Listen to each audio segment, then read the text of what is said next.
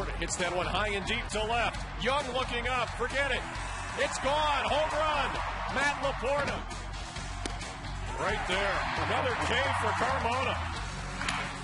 And a ground ball to first. Fair. Laporta steps on the bag. It's over. Carmona, a complete game victory. Tribe wins it. 2-0. It's an overcast night in downtown Cleveland as the Indians will try to make it 2 in a row over the Minnesota Twins after that great performance last night by Fausto and Carmona.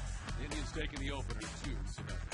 Good evening and welcome into our broadcast. Along with Rick Manning, I'm Al Pulowski. When you talk about starting pitching, Rick, boy, we saw a great start last night from Fausto, and really all the starts here in the month of September for the Tribe have been pretty good. Well, they're starting to feed off each other, and they're going through the rotation now for the second time where they are pitching very well. They're walking fewer hitters, they're striking out more, and it's not a strikeout team, but what they're doing, they're making guys put the ball in play, and they're making the plays behind them. And anytime you get good starting, it makes it easier for the bullpen.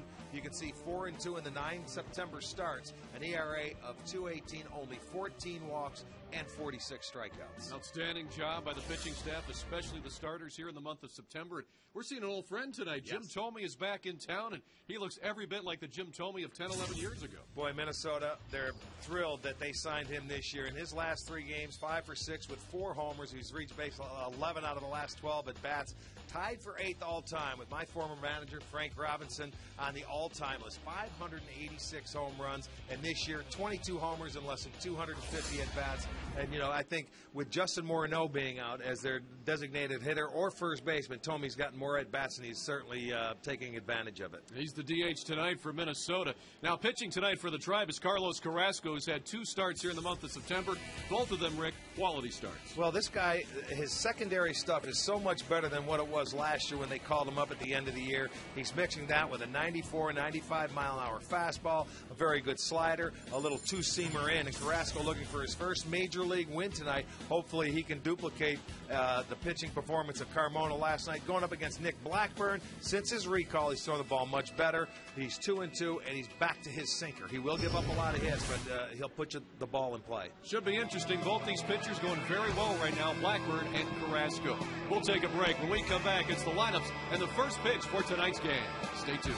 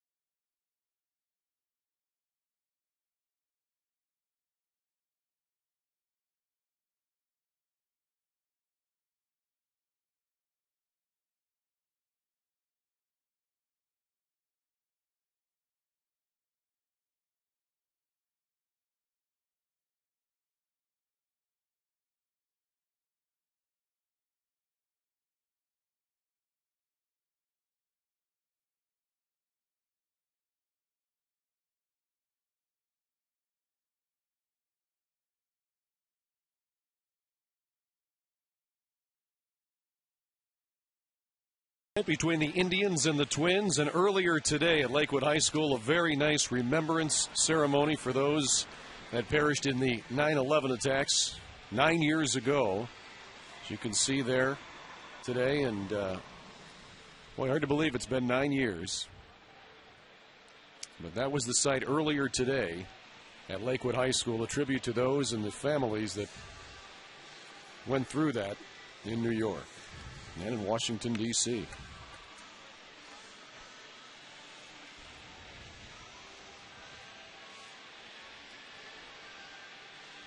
Here at Progressive Field, after right now an hour and 46-minute rain delay, looks like it'll be another minute or two before we have first pitch. We are just about set for baseball, and there's Carlos Carrasco. He'll get the start tonight for the Tribe. He'll be taking on Minnesota's Nick Blackburn. And Rick, at this time last night, we were in the ninth inning. I was just thinking about when you said an hour and 46 minutes, I said we were just about done. Well, today a little rain delay, a little weather delay, but you know what? It's fine now. The boys did a great job on the field, as always, to get it ready in such a hurry, and we're going to have baseball. So we'll get a chance to check out Carlos Carrasco when he takes that jacket off and gets ready to go. I'll tell you, he has a tough act to follow with Fausto Carmona, the game he pitched last night. Yeah, he sure spoiled us. Look at his line from yesterday. He retired the last 16 batters in a row, and Rick, it seemed as the game progressed, Fausto was good throughout, but he got even better. You're exactly right, Al. He did. I mean, he was on top of his sinker, and he had as good a sinker as he's had all year long. They turned a couple double plays. He leads the league in that department. And, I mean, he made left-handers swing the bat and look foolish at times. He had 7 strikeouts. He was just 3 hits, and his defense behind him, very, very good. And, this is a good Minnesota Twins hitting ball club. And, when you stop them and hold them down in check, which they're leading the league at a 277 clip, you're doing a great job, and he did. Well, he sure did last night. And now Fausto Carmona with 16 consecutive scoreless innings he'll take into his next start as he's really locked it down here in his last couple. And hard to believe, too, that he snapped a personal 6-game losing streak yesterday when it seems like he hasn't pitched that badly. 4 of his last 6 starts, Rick, have been quality starts. Well, he has not pitched badly, but you know what? He figured, I have to do it on myself. I'll shut him out, and you guys get me 1 run, and I'll do it. And he did. He sure did. Carlos Carrasco on the hill tonight for the Tribe.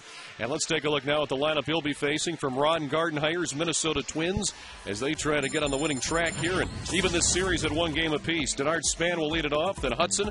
Mauer, he's catching tonight. DH'd last night. Kubal's the cleanup hitter. Then Kadire. Tomey back in the lineup today after a couple games missed with the abdominal strain. Then Young, Valencia, and Hardy, who's been on a tear his last 7 games. Carlos Carrasco brought to you by the Indians Team Shop, where you'll get 2 free tickets when you spend $50 at any Team Shop or concession stand. Carlos Carrasco making his 3rd start this year, his very first start against the Minnesota Twins. So he will face a formidable lineup. And Carlos pitched well in his very first start here against the White Sox, although he did not get a decision. He went 7 1/3, 6 hits, 3 runs. He had a walk and 4 punch-outs. Let's check out the defense behind Carrasco this evening. It looks like this. In the outfield from left to right, it's going to be Crow, Brantley, and Chu. On the infield from 3rd to 1st, Valbuena, Cabrera, Donald, Laporta. Behind the plate, Lou Marson.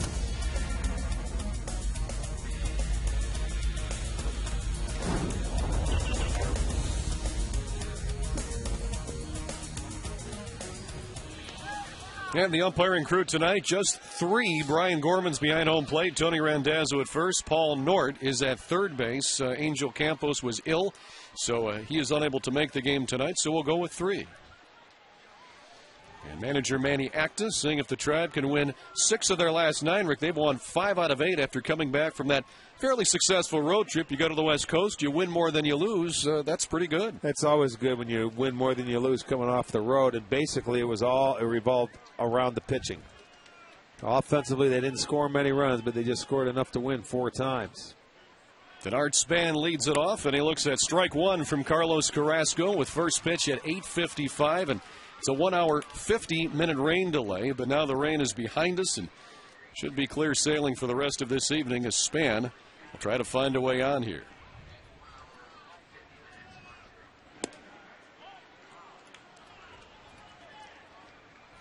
Luis Valbuena at third base tonight. He's in on the infield grass, and it's one of the things with Span, Rick, you've always got to be aware of his ability to bunt. Well, he's a patient guy, and he can run. He's not what you would call a big bunter, but you have to take it away from him. Game time temp 64 degrees, a fairly pleasant night, a calm night now, just about no breeze at all. There are a few puddles still on the warning track, but Progressive Field drains pretty well here, so those should be gone as the night moves on.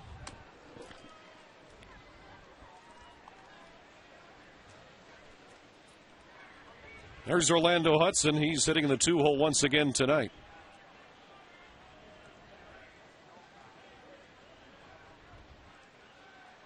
The 2-2 from Carrasco. Strike three. Nice breaking ball. And Carrasco starts off tonight just like Carmona did last night by striking out Denard Span. Again, you're going to see some good movement on this pitch. I think he was fooled by the changeup. 84 miles per hour. Great pitch on the plate. Away and not trying to paint it. Being aggressive with it. And Lou Marson, he put the fingers down last night for Carmona, so he's got a pretty good idea of what's working.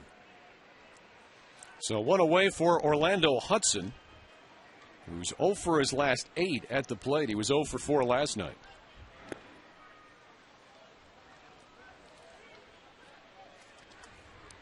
You know, with that Twins loss last night and the White Sox win, they picked up a game and now trail the Twins by 5 games. And when Minnesota leaves here after tomorrow with Monday off, they will play a 3-game series against the White Sox. Hudson flies that one to left. Crow. 2 down.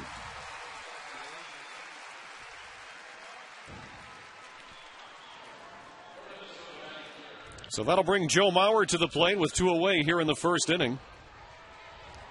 Joe Mauer also an 0 for last night, 0 for 3, but it's not normal from him. He's hit safely in 22 of his last 29 games, batting .362 during that time. You know, you look at this guy and you say, wow, he's had some problems, some shoulder issues, you know, where he missed a little bit of time. And they talk about his power. He's still hitting .323. He has 41 doubles. He's driven in 70. He's had another solid year. Who wouldn't take Joe Mauer, not just as a catcher, Rick? Who wouldn't take him as a hitter? Yeah, I mean, you'd be goofy. Here's the 0-1 pitch. And now it's 0-2 as Carlos Carrasco gets ahead of Joe Mauer.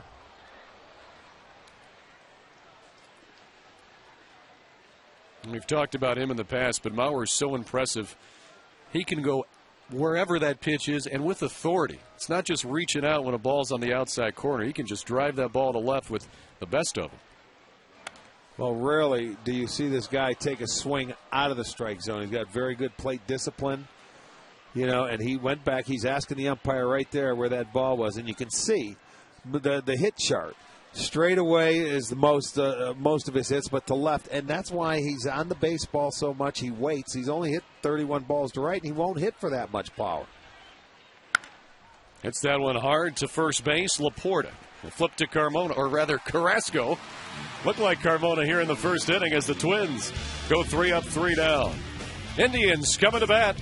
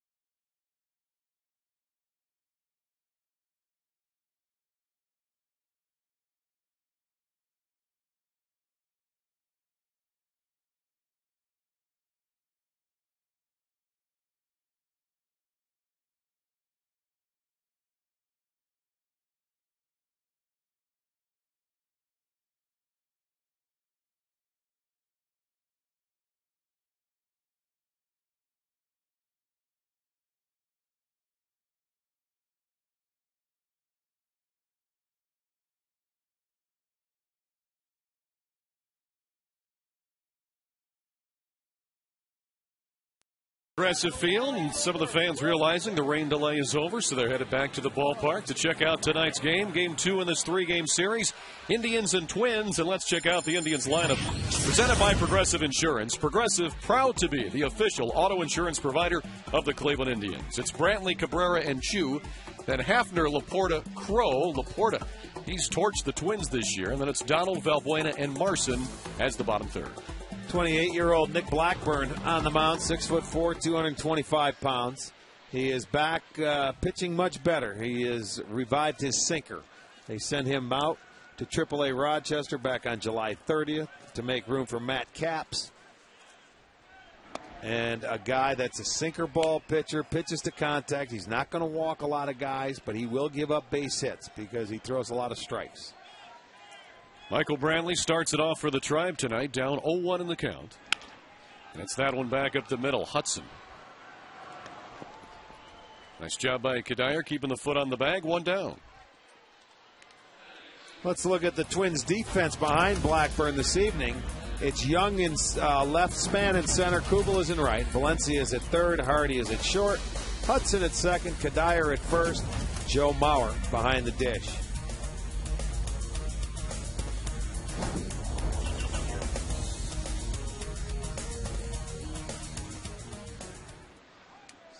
Here's Asdrubal Cabrera, who had a sacrifice fly in last night's game, one of 2 RBIs. Of course, the other one, the Matt Laporta homer. The Twins beat Minnesota in this opener yesterday 2-0 behind a 3-hit shutout for Fausto Carmona.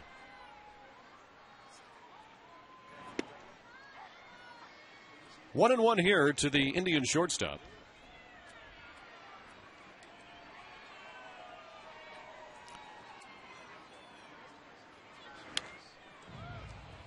He fouls that one away.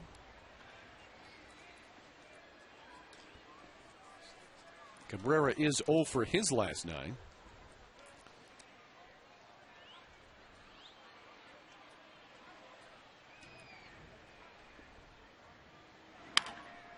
And right back to Blackburn. Quickly 2 outs here in the first inning.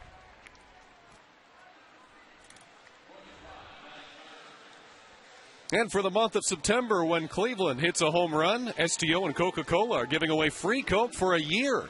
Our first contestant today is Daniel Fessler from North Olmsted. Visit STOHD.com if you'd like to register. So Daniel Fessler is our first contestant here tonight in the Coca-Cola home run giveaway. And Shin-Soo Choo will bat with 2 outs and nobody on.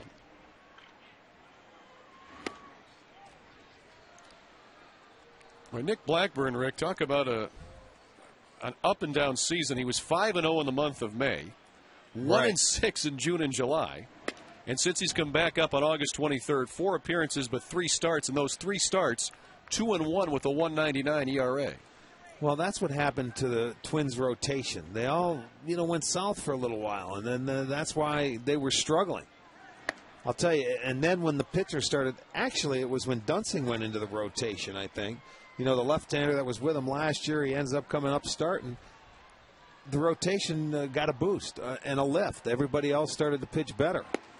Pavano was the constant in that rotation all year long. He had his, 7th complete game last night. He's been solid for him. But they picked it back up, and they've been on a tear in the second half. They're 37-16. And they're doing it without Justin Morneau. They've done it all year without him for the most part. The kid was off to a great start the first, month and a half? How many games has Morneau played this year? He's played 81, so half the year. Great April and May, pretty good June for Morneau. The Twins have made do, and in large part to Jim Thome. He's taken his place. Shin-Soo Choo, his first base runner tonight as he heads to first with a walk with 2 outs here in the first inning. That'll bring Travis Hafner to the plate. Just from the last night's game in this series and looking at this first at-bat here, they don't want to pitch to Shin-Soo Choo. They're going to try and get him to swing at the pitches they want him to swing at. If they don't, it looks like they're going to be happy to walk him. Yeah, even with 2 outs and nobody on, that's respect. Well, and Choo disciplined enough where he will take the walk. That's why the on-base percentage is up there. And it has been all year long. Chu is a threat to steal. He was gunned down last night by Drew Butera. You know, a few base hits by Hafner here can take care of that. You know, that'll get Chu a few more strikes.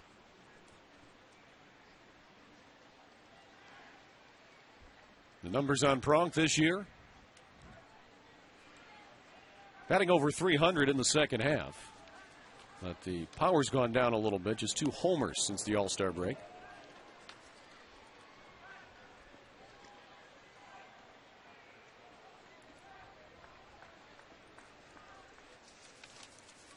Nick Blackburn, the 28-year-old, the Twins' 29th round pick in 2001, out of Seminole Junior College in Oklahoma.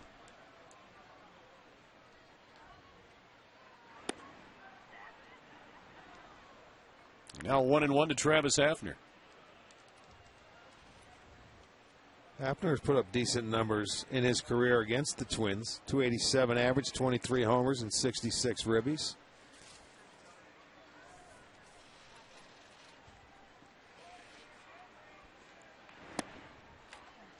Takes that pitch for a ball. So 2-1 to Hafner. And Rick, the outfield pulled a little bit around to right, but the infield here straight away for him. They don't employ that shift. You know, it's funny. When we were on the West Coast, Seattle played them to pull over. They had 3 infielders on the right side, and I think the Angels did too. The Twins, a team that just stays about as straight up as you can get. Yeah, Hudson plays a little bit deeper at second, but that's about it. And speaking of Orlando, they'll make the underhanded flip here for the final out of the inning.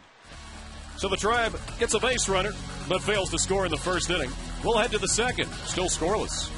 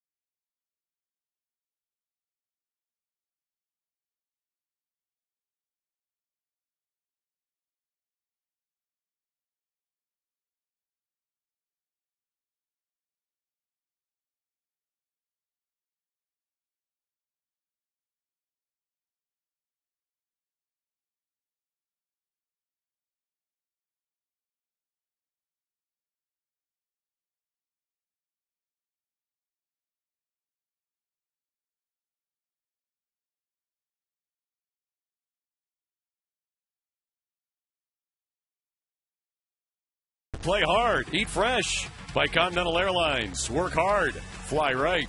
And by your Northern Ohio Toyota dealers.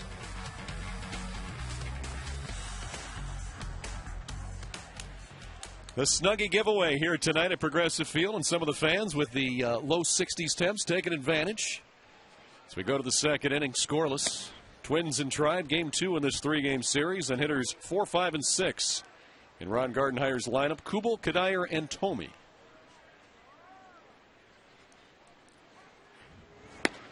You know, this lineup, as I said earlier, will be a true test for Carlos Carrasco, because you've got the good left-handed hitters in there and a couple of tough right-handers when you look at Kadire and Young as well.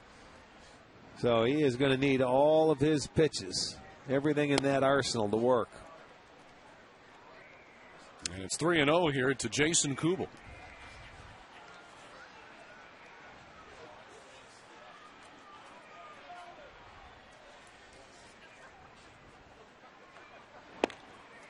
There's a strike on the outside corner. You know, and when Carlos had the taste last year of the big leagues, and, you know, it was like almost like a deer in headlights. He didn't have the, you know, maybe he had that stuff, but the secondary pitches, but it didn't come out like it has this year.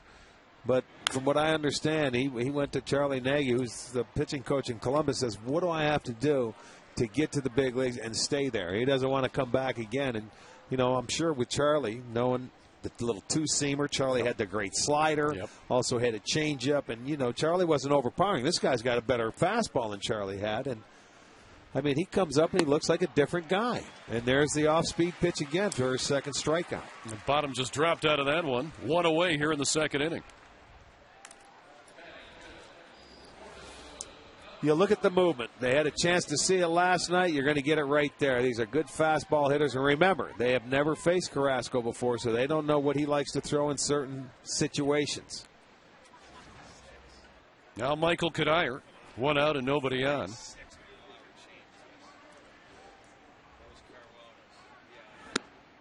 He'll take one high. That was the fastball at 95. Four-seamer. And Rick, how much of an advantage theoretically would there be for the Twins seeing Carmona last night? And Carrasco has different pitches, yet a lot of them are very similar to what Carmona throws. Two different pitchers. I don't think it's a carryover, really, unless they're very, very similar. Different arm slots. Carrasco a much smoother delivery than Carmona. And Michael Kadire, a base hit up the middle. First hit of the game for either side. With one out here in the top of the second inning. That'll bring us to tonight's Achievement of the Game, brought to you by PNC Bank, for the achiever in us all. How about Jim Thome with 16 seasons of 20-plus homers, now at 586 on the all-time list, tied with Frank Robinson for 8th place. Look at some of those names. They're all big. And Jim Thome right there with them. So he bats here with the runner aboard and one away. And he promptly hits that one to the shortstop, Cabrera, who was on the other side of second. That's actually Valbuena. And that is Valbuena. You're right. Cabrera stayed at short. And Valbuena, the third baseman, moved over next to Donald. So that goes to 5-3 putout. That was. If he fields it cleanly, it's a double play ball, and you're out of the inning. Now, I assume you would do that because Valbuena also plays second base. Well, I know it. They do that sometimes when they put Nix over there. They've done it a couple times, and they keep Cabrera on the shortstop side. But if he fields it cleanly, it's a double play ball, and he's out of the inning. So the Indians back to their straight-up defense here for Delman Young with 2 outs and a runner in scoring position. Young, who's had a good year, is 0 for his last 6 now. He was 0 for 2 last night.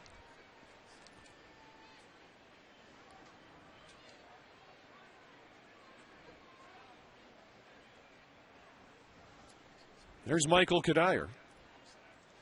As Carlos Carrasco tries to work out of this inning without the Twins getting a run. It looks like he's got good downward movement on his pitches here tonight, Rick. Is that ball really sinking? Well, he is. You know what? The one thing I want to watch and keep an eye on him, because it looked like in L.A., hopefully he doesn't fall in love with all the off-speed pitches, because he's still got a very good fastball, and that's going to set up everything for him. Another breaking ball there. Valbuena makes the strong throw across, and the Twins are done here in the top of the second inning. We'll go to the bottom half. Still scoreless in Cleveland.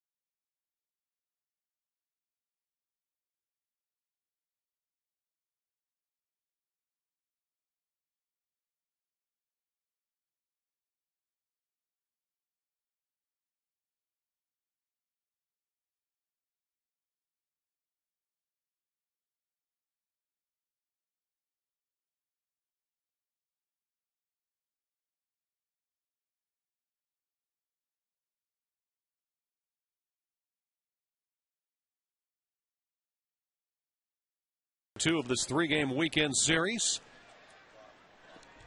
We'll see hitters 5, 6, and 7 for the Tribe. Laporta, Crow, and Donald. Fans sticking around tonight after an hour and 50-minute rain delay if you're just joining us. If you joined us at this time last night, I think Rick and I were already done, and Dave was doing the post-game highlights. There was no question. We were probably in our car on the way home. A rarity. That was like it was the second quickest time ever in this ballpark, missed by a minute. But it was the third shortest game this year. We had the first one in Detroit. You remember, right. It was a Carmona game with the near perfect game, or should have been perfect game. That was 140-7, I believe. Laporta lifts this one to right. Jason Kubel. 1 down. Let's take a look at yesterday's great clip of the game, brought to you by Great Clips, and Matt Laporta getting the first run of the night with this shot to left field. Relax, you're at Great Clips. Nice catch by the fan, too. Yeah, it was. That kid caught the baseball. Laporta hit a high changeup. One of the few mistakes that Carl Pavano made last night. So now Trevor Crow batting with 1 out, nobody on here, against Nick Blackburn. Good breaking ball there for Blackburn. That was the curve.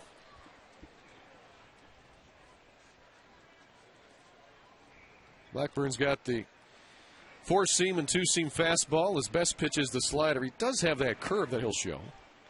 Also has a cutter and a change. Lives on the sinker, though. That's the pitch that when he went down to AAA, he came back. He's a ground ball machine. And when he gets balls on the ground, that's when you know he's on top of his game. Yeah, so that's been the big difference for him. Crow hits it right back to him. Second time tonight that Nick Blackburn's made a play. And there are 2 away here in the second inning for Jason Donald. And the Browns open with the Buccaneers tomorrow. And the Monday edition of Subway Browns Red Zone returns on Monday night, right here on Sports Time Ohio. Join a voice of the Browns, Jim Donovan, Doug Deacon, and Tony Grossi as they'll break it down for you and take your calls and emails. It's the Subway Browns Red Zone, Monday night at 8, right here on Sports Time Ohio. It's always a great show to talk a little football when it's still very fresh in your mind.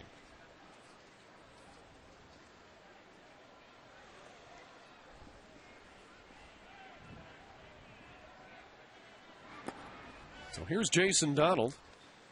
You saw our pregame show tonight, Indians on Deck, way back at about 6:40, I think we had the feature on, or 6:45. The University of Arizona feature, where 4 players on this team played for the University of Arizona. 3 of them, including Donald, along with Jordan Brown and Trevor Crow, were teammates. Now, Shelley Duncan was about 4 years ahead of him. Okay. That is amazing. 4 guys out of the same school. All in the same Major League roster, just to have 4 guys that played in the same time frame. I do remember Trevor Crow, because when he signed and he was the Indians' #1 pick, we had him on television when we were out in San Diego. It must have been 2005. Mm-hmm. Donald works the walk. That's the second for Blackburn tonight. And the second 2-out walk. He had 2 out and he walked Chu in the first inning. Does the same thing here to Donald in the second. So now Luis Valbuena, who's the third baseman tonight, and has had success against Nick Blackburn in his career, 4 for 9 with a homer.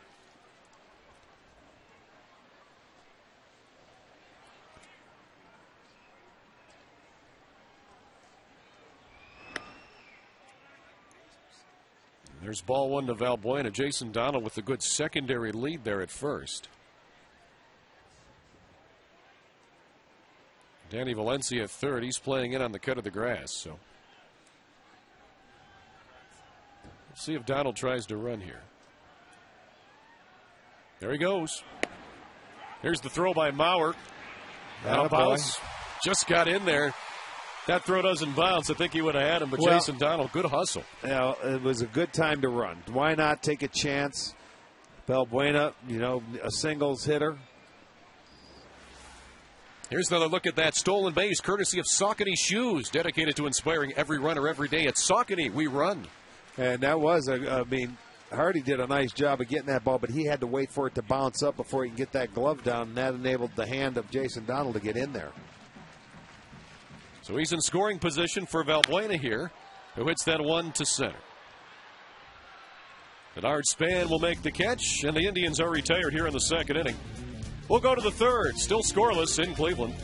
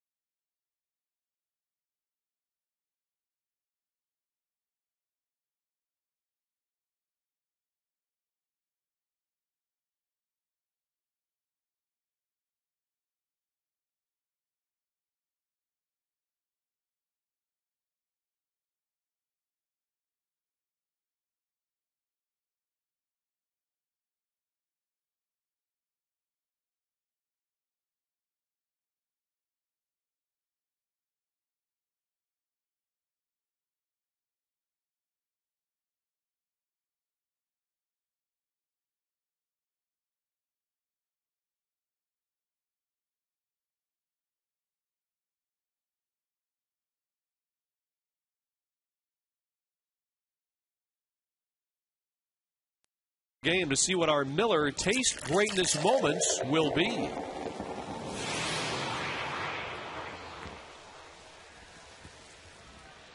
To the top of the third now, still scoreless here.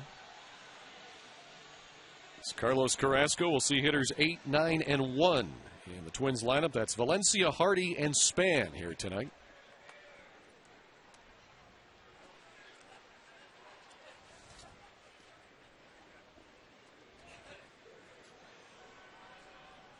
Danny Valencia was 0 for 3 last night.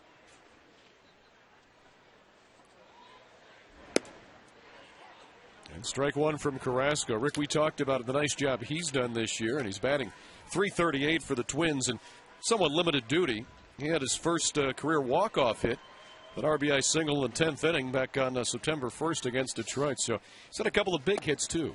Well, you do it against divisional foes. I mean, that's why the Twins are where they are in this division. They play well in the Central. 38-20 is their record in their own division. Also became the first player in Twins history to hit a grand slam for his first career homer back on July 26th at Kansas City. Well, that'll endear you to a lot of fans, huh? Sure will.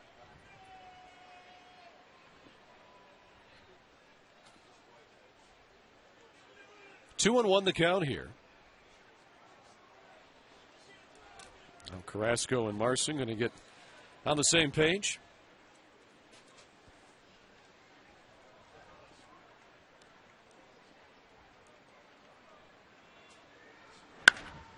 Grounder to short. Cabrera. One away here in the third inning. Trivia time. The AT&T trivia question right here. AT&T Rethink Possible. Who's the only player in Major League history to play more than 500 games at 5 different positions? Wow. That's a good question. That's a very good question. Of course, we'll have the answer for you coming up later here on the broadcast. The only player to play more than 500 games at 5 different positions.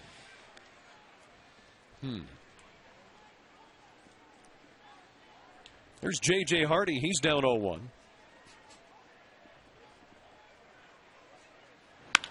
He lines that one between the shortstop and third baseman for a base hit. Second hit of the night for the Twins. They once again, like in the second inning, have a runner on first with one out.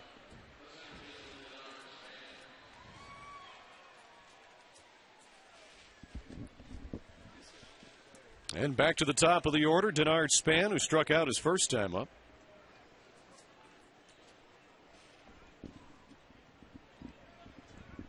Span now just 4 for his last 18 at the plate. He was 1 for 4 last night.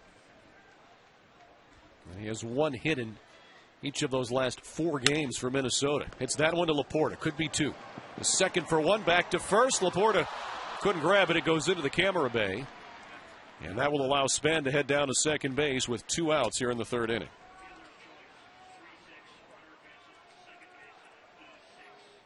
Well, Cabrera is going to get the error, I guess, on the throw back to first base. It's a fielder's choice. I want to see how far offline this was. Laporta gets it over to him. Low throw to begin with. Gets it back over there, and Laporta was basically stepping toward Cabrera. Throw a little off the mark, and Cabrera is going to get the error. So that allows the inning to continue with Minnesota now with a runner in scoring position for Orlando Hudson.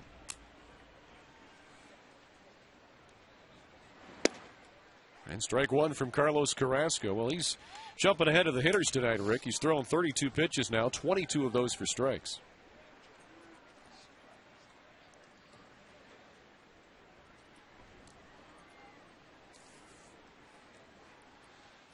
Hudson a fly out to left his first time up.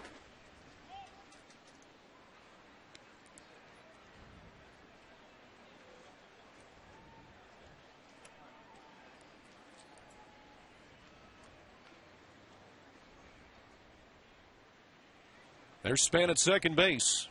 Hudson trying to get him in here for the first run of the night.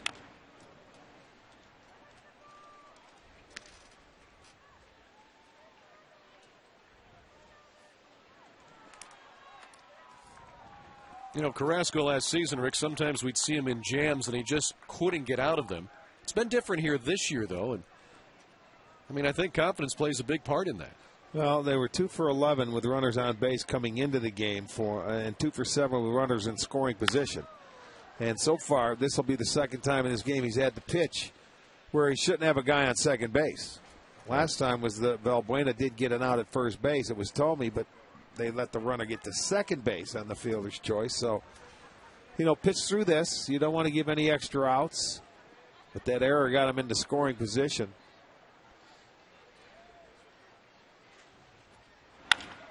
All right. Yep. Matt Laporta going to make that play on his own. So Carrasco gets out of it once again. We'll head to the bottom half of the 3rd inning. Still no score between the Indians and Twins.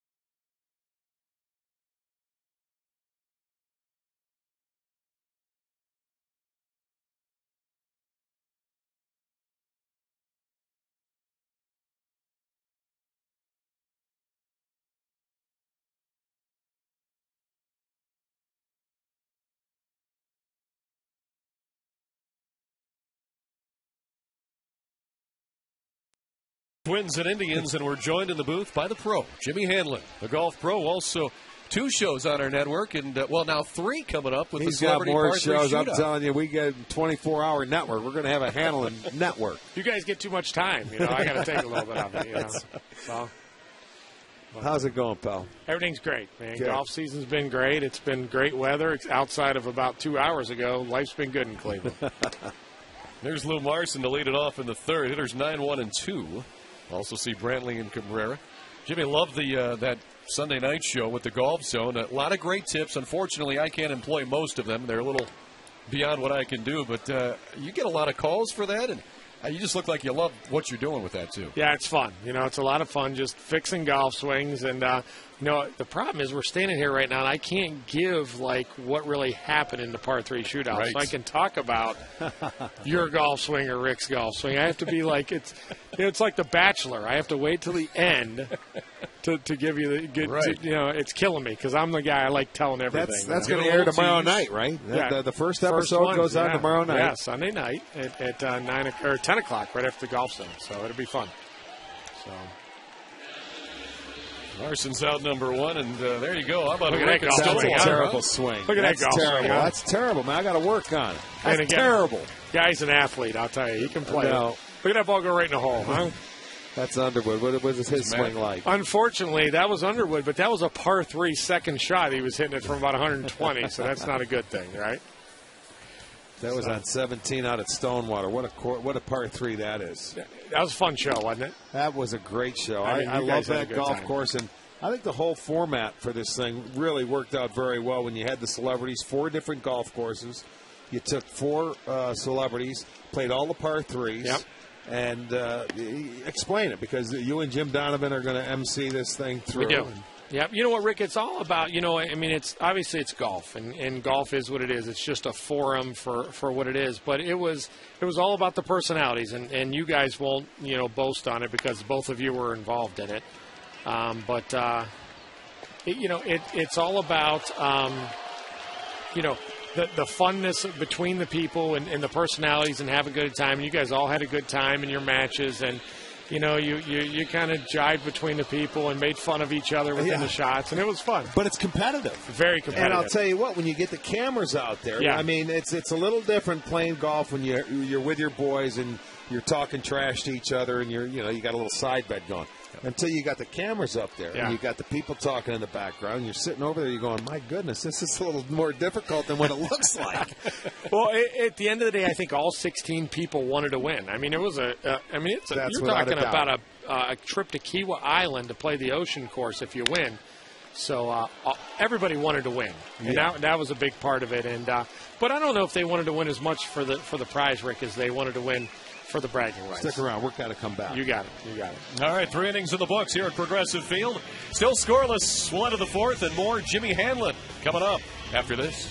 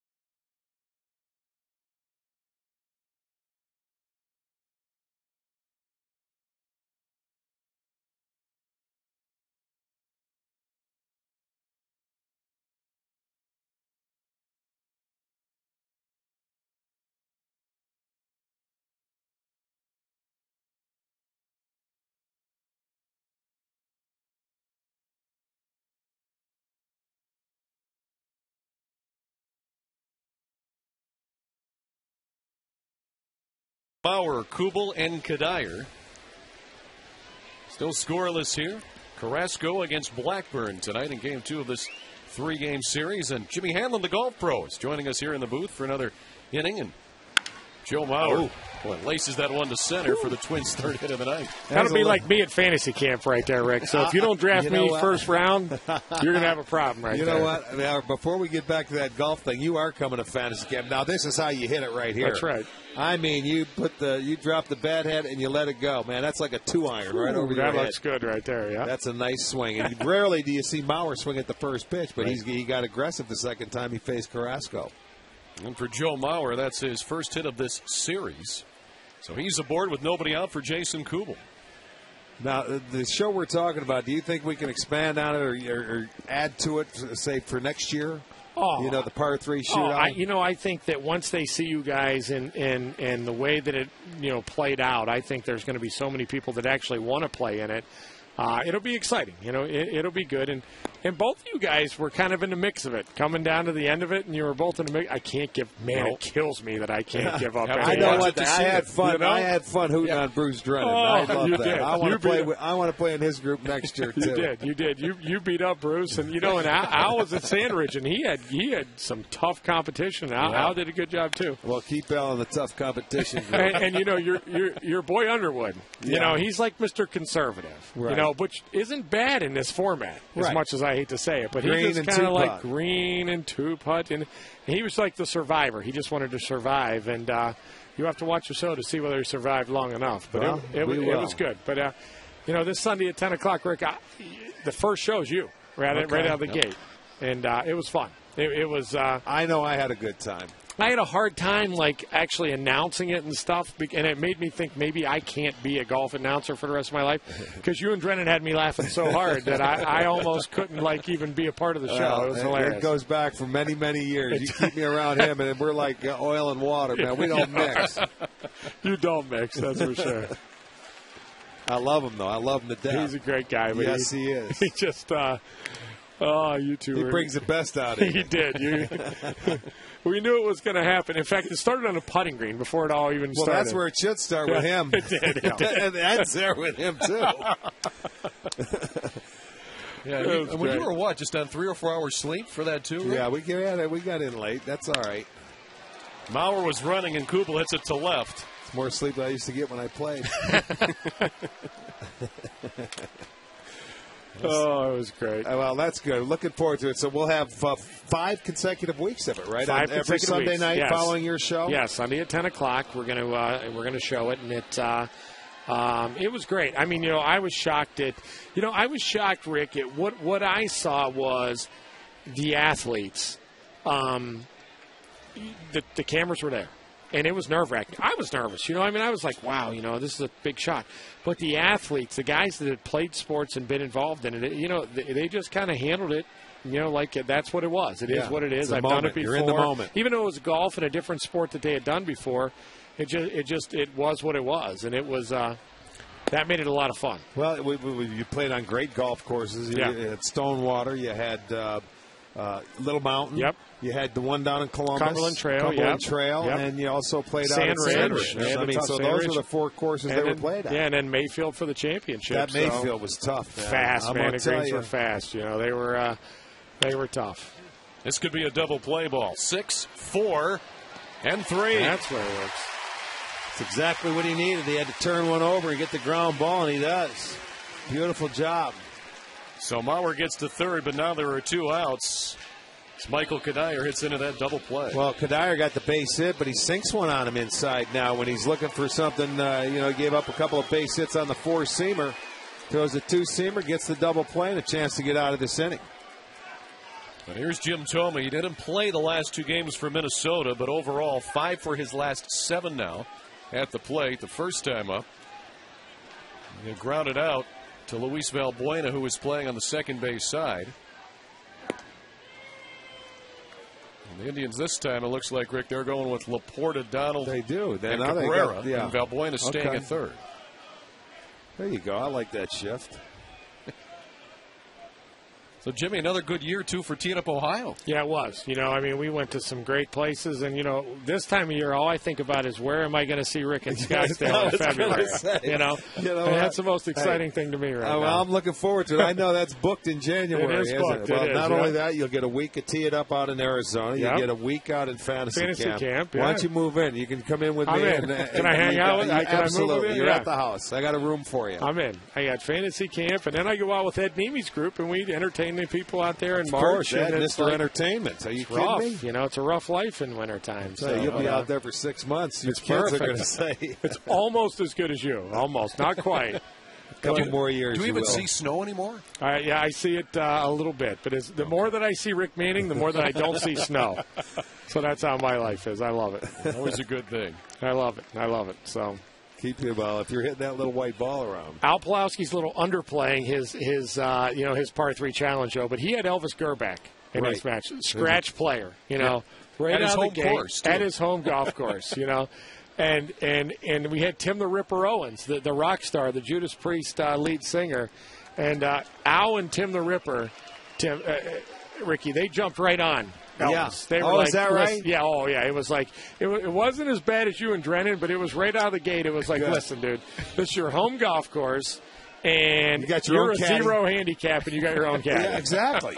This isn't right. Anything else you want? Yeah. And what else you want to do? Give me a stroke a hole. Yeah. Elvis is he's a Cleveland quarterback though, and it's hometowner. People are going to like it. I think. The par 3s are pretty tough over at that golf course. Man. And then to finish it off, Austin Carr was the 4th member. Oh yeah, pretty good Austin Carr. Yeah.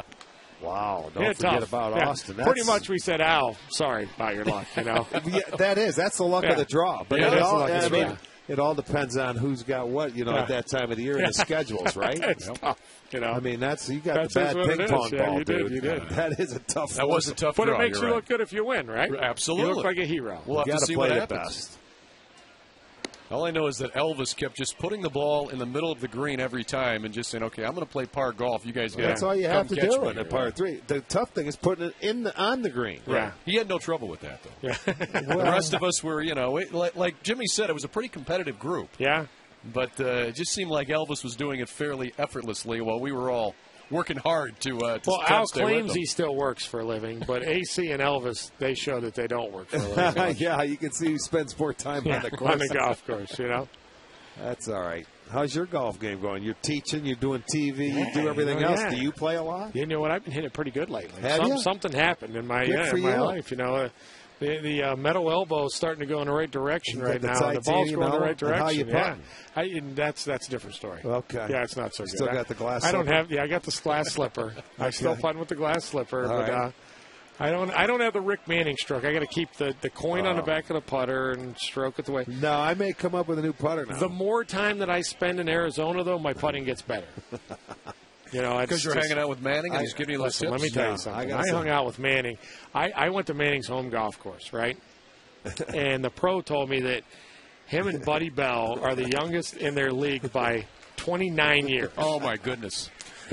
But Manning makes Rick's a better only 35, living. But he makes a better living in Arizona playing golf against the old guys than he does at STO during the games. That's what I got. I can see that. A good winner. I can absolutely see we that. have a pretty good winner. Yeah. I went in and checked the gin computer, and I pulled his name up, and there he is on top of like every leaderboard, coming out of everything. When it came out. Yeah, you can't hide. Yeah, I got to get better. I'm getting that new putter. He's when one I was of those out guys. in L.A., we stopped at TaylorMade. Oh, you did? Yeah, we did. Tough life he's got, huh? Attaboy. Grounded to short. And a good throw by good job. Cabrera. Good scoop by Laporte. Indians are out of it. Jimmy, thanks for stopping by. Thanks for having me, guys. Yep. But as Sunday, always, 10 my o'clock. boss. Could be good. Tune in. Get to watch you. All right. Don't tune in then. That's tomorrow night on STO.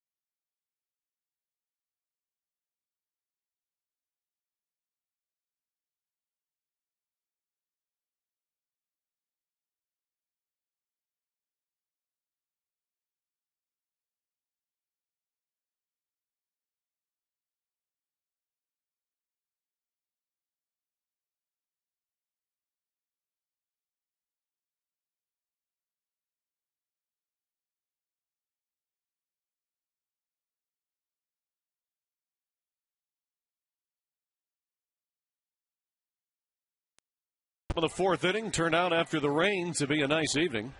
This game got started at 8:50 tonight. 8:55, a 1 hour and 50-minute rain delay officially. We're scoreless as we enter the bottom of the fourth for Shin-Soo Choo, Travis Hafner, and Matt Laporta. Hitters 3, 4, and 5 in manager Manny Acta's lineup, as the Tribe is still in search of their first hit of the night. They've had 2 base runners, both on walks. And Choo was one of those players that walked back in the first inning.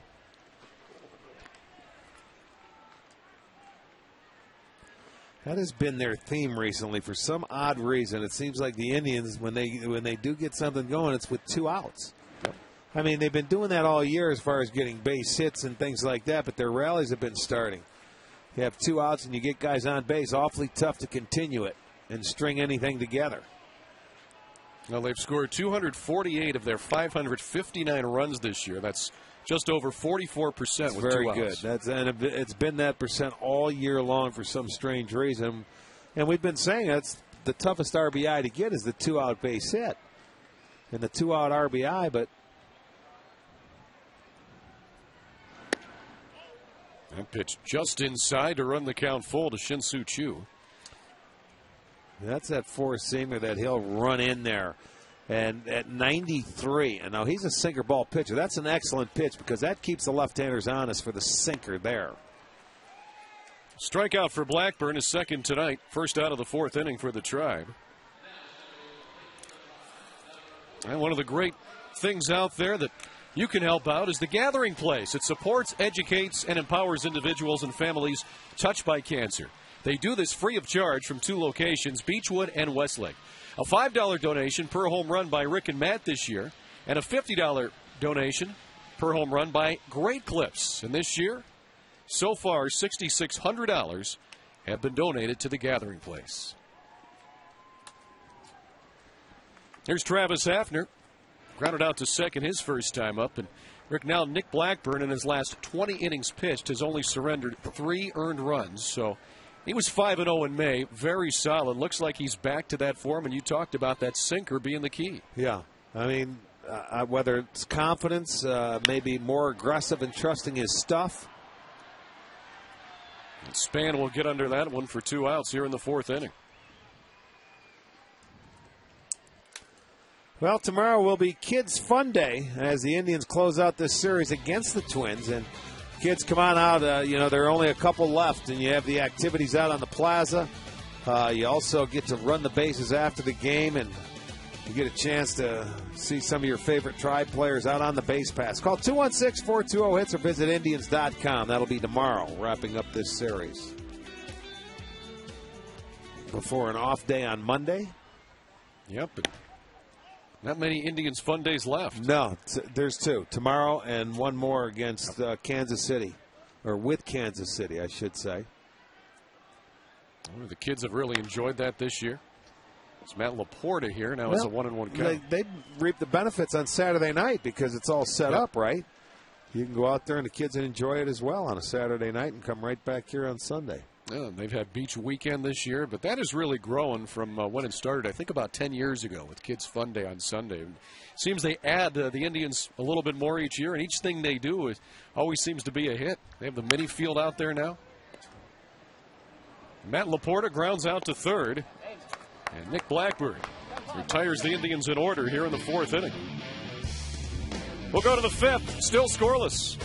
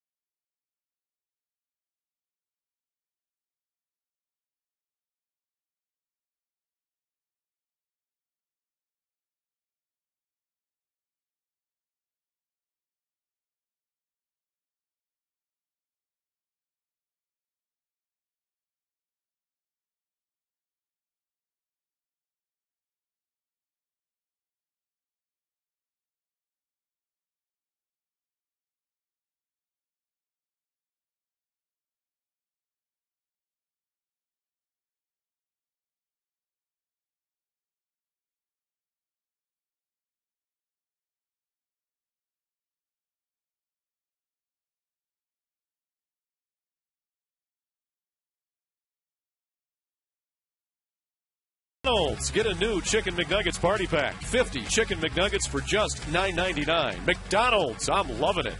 By KeyBank. Stop in and start a conversation and unlock your possibilities. And by Panini's, now open in Chagrin Falls, Solon, and Brunswick. Visit paninisgrill.com. We head to the 5th inning. That young man has the Snuggie. Looks like he's enjoying that. Still scoreless here. Danny Valencia, J.J. Hardy, and Denard Span are the Twins hitters. Valencia ground out to short. His only time up back in the 3rd inning.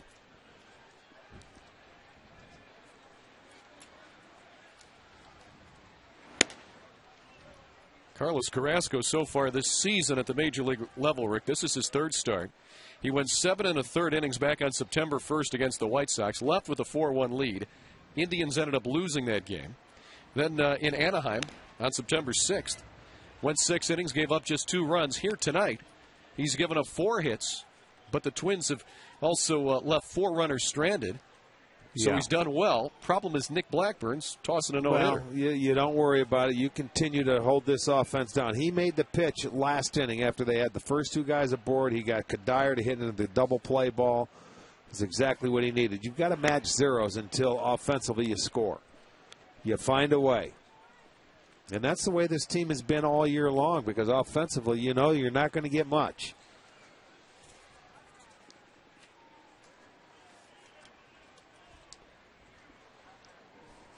Two and two now to Valencia. It's that one hard to 3rd. Valbuena. 1 down.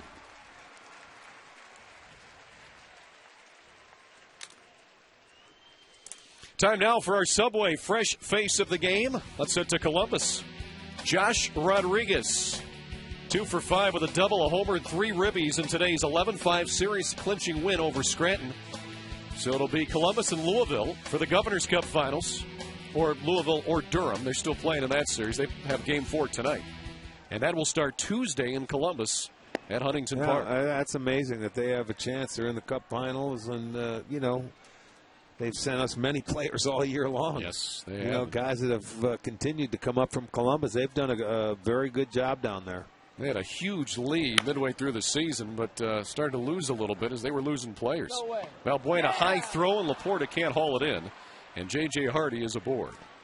Now that'll be an error on Valbuena. He stayed back and maybe tried to put a little too much on it, and throw brought Laporta off the bag.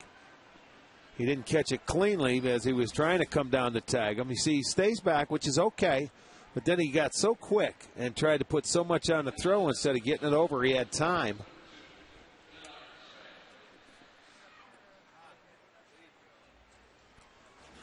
So that'll be the 2nd error for the Indians tonight. So once again, the Twins put a runner aboard here. 1 out for Denard Span, who struck out and reached on the Indians' other error back in the 3rd inning. Chasdrubal Cabrera tried to turn the double play, but the throw got away from Laporta and into the camera bay. Now, you talked about the starting pitching, and you know, it's been so good, Rick. Over the last 15 games, Indian starters have a .266 ERA. They've allowed 3 earned runs or less in 14 of the last 15 games. Well, that's nice. That goes to show you when you have solid pitching, and when the starters continue to do that, it makes your bullpen that much better because it gives them less time to have to get, you know, match up and get outs. But you're in every game. Yep. You know, and when you tighten up your defense and play good defense, boy, you don't have to score as many runs. It's now 2-0 to Denard Span. And when you get the sort of starting pitching the Indians have over these past 2+ weeks, I mean, even if the offense is struggling, as you said, you're still going to be in every ballgame. Well, the thing of it is they have young pitching, and it's going to be inconsistent. It's not like it's veterans and they're going to go out there and you know what to count on, because these guys are learning on the job, you know, and they have inning thresholds that they can't, you know, pitch through, and they've got to go to a 6-man rotation and, you know, various different problems like that. But when I think back at it, and we had a rotation here that was terrific, it was 2005. When you had that rotation, it was like 5 guys all year long, and they went out there, and it was like the offense late in the game knew that when they needed a run, they would get the run, and when they got it, it was over because right. it was shut down from that point on, and that's a good feeling to have. Well, what was ironic about that year, of course, Kevin Millwood led the team in the ERA category. Led the league. Yeah. And he was 9-11. Right. That's exactly. They couldn't score when he was on the mound, but he led the league that year in ERA. Scott Ellerton had a good year. And of course, CC had a good year. You had a good pitching staff. 2-1 here to Denard Span with the runner on first and 1 out. Span yanks that one to right, but it's hooking, and it'll go foul.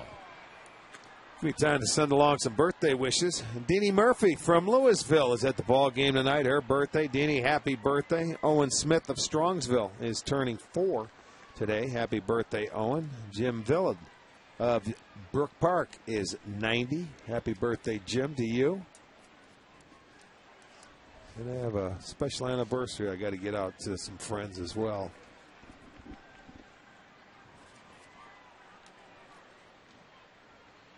Here's the 2-2 pitch. Now the count goes full to Denard Span. Well, I would think now they would start the runner full count. Span's the hitter. You're guessing that he's going to put the ball in play and try and make something happen. J.J. Hardy, the runner at first base. He reached on an error. Carlos Carrasco about to deliver his 69th pitch of the night. There goes Hardy. And Span checks his swing. It's ball 4.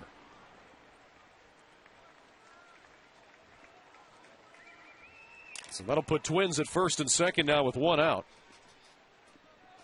for Orlando Hudson.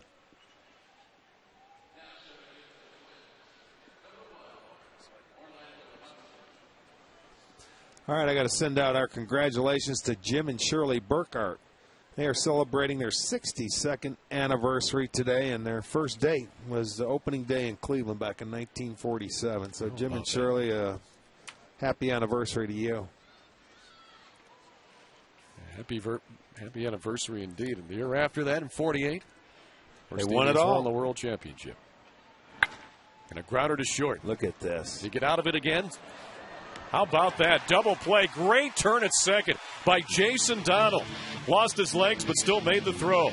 And we go to the bottom of the 5th. Still scoreless in Cleveland.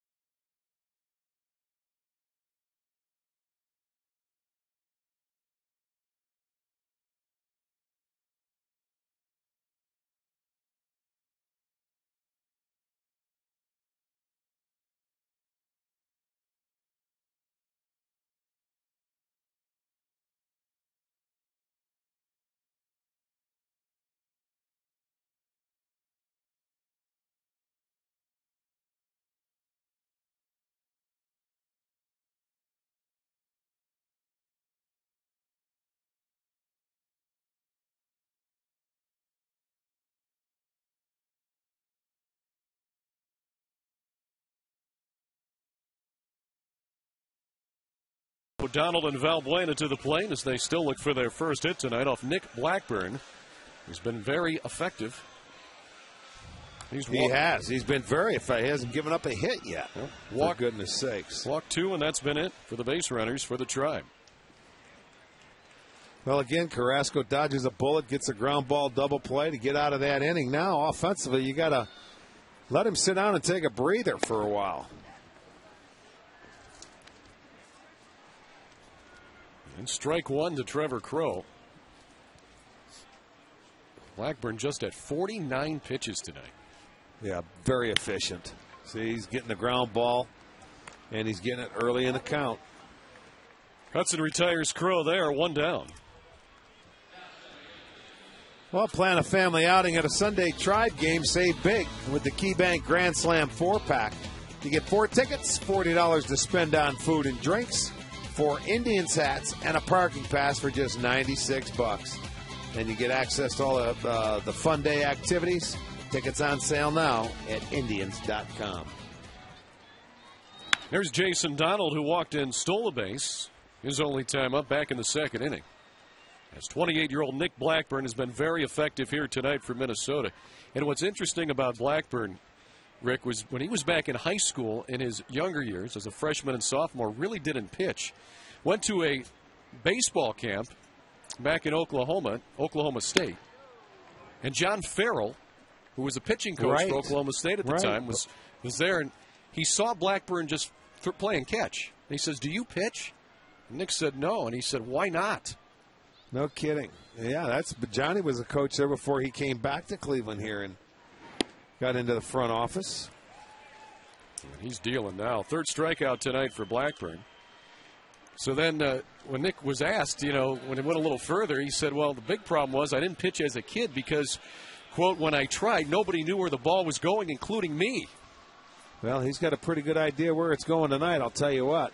That's his third strikeout. Donald gets caught window shopping. He will take a walk back.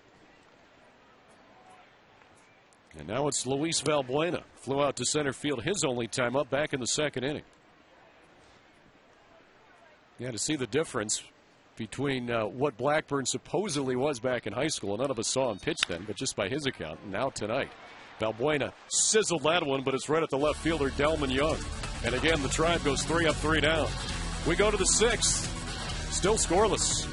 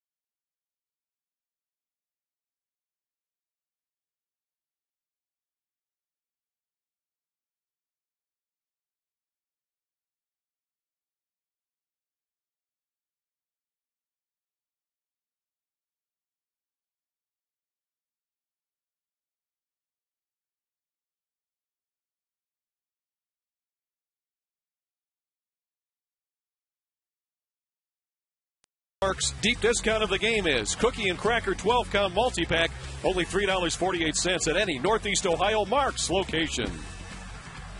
So come into your nearest Mark's, where you'll find a huge selection at low prices every day. Well, a pitcher's duel tonight. Carrasco and Blackburn. 4 hits for the Twins. And the Indians still looking for their first. Joe Mauer will bat for the third time tonight. It'll be 3, 4, and 5, followed by Kubel and Kadair. Well, Carrasco, you got to like it. I mean, he's got 12 ground ball outs, 1 fly ball, a couple of strikeouts, 13 of 20 first pitch strikes. He's made the pitches when he's had to. He sure has. Mauer with one of the Twins' 4 hits tonight. He singled and made it to third, but died there in the 4th inning. You know, you really, with Joe Mauer, you can count on your hand how many times he goes after that first pitch. It goes to show you the second time up, though, he went after Carrasco early, looking for something, a four-seamer, that he didn't have to look for the off-speed pitches. Now this time he looks like he's going to make him work a little bit. And when you rarely swing at the first pitch, you can almost bet that you're probably going to get a pretty good one. So when you do choose to swing. Look at that, 10% swing at the first pitch. There you go. Look at the average. Thank you, boys, for backing that up. Appreciate that. Yep. I didn't realize it was 10%, but just from watching this guy play, he rarely gives you an out on one pitch. But, you know, when he does swing at it, you can see what happens. He gets a base hit. No question, one of the best hitters in the game. And he sends that one to left. Hit it pretty well, but Crow will get there. And there's one away in the top half of the 6th inning. This recap is brought to you by your Northern Ohio Toyota dealers, and it's been all about pitching. Carlos Carrasco, 14 of 21 first pitch strikes now, 12 groundouts, 2 flyouts, and 2 strikeouts. And for Nick Blackburn, well, he's got the no-hitter going, as he has just dominated Indians hitters thus far tonight. For a dealer near you, visit buyatoyota.com. As we're scoreless here in the 6th inning with 1 out for Jason Kubel.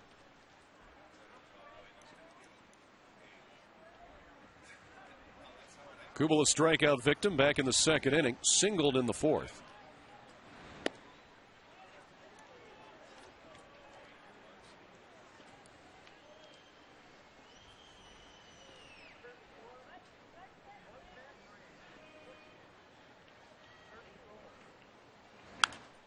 And he fouls that one off. You know, Carrasco struggled a little bit at the start of this season at AAA, Rick, but sometimes toward late June, early July, he went on a string until he was called up on September 1st, where his ERA was right around 2.50. So he started figuring that out and carried that right over here to the major league level.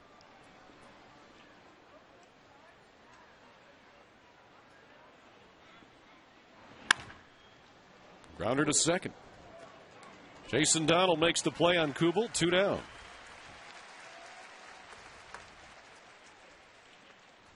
Well, what I like about Carrasco also, he's up there, he throws strikes, your defense, you're ready to play. We mentioned the ground ball he has. That's fun when you're an infielder, and you know you got a chance of getting the baseball. You're in on every pitch. Well, in the way Blackburn's pitching tonight, there's not much room for error. There's Michael Kadire, singled in the 2nd, grounded into a 6-4-3 double play in the 4th. That was a big out. The Twins had runners at 1st and 2nd with nobody out. Right. Carrasco got him to ground into that double play.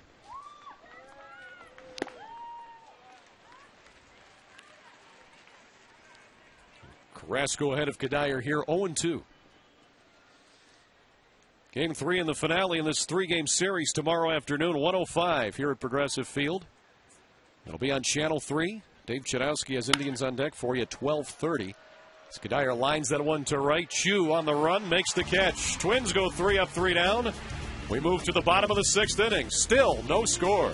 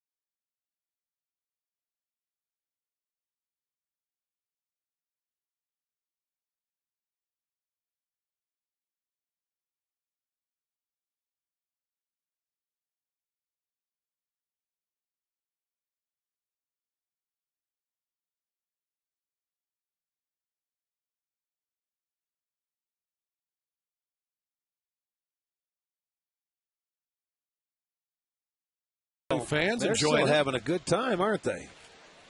Yes, they are. She's got the Grady Sizemore cap. Yes, she on. does. Cute girls.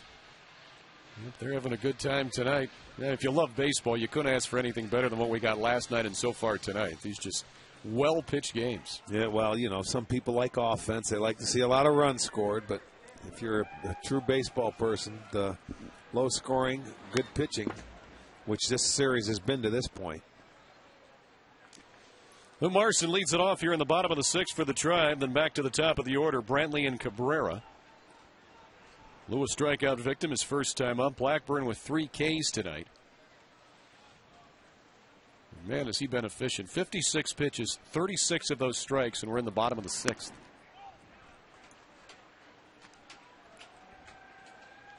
Yeah, it doesn't get much better than that. That's Greg Maddux-like. Yeah. It's a great comparison. He's pitching an awful lot like him tonight. 2-1 now to Marson, who had a double last night.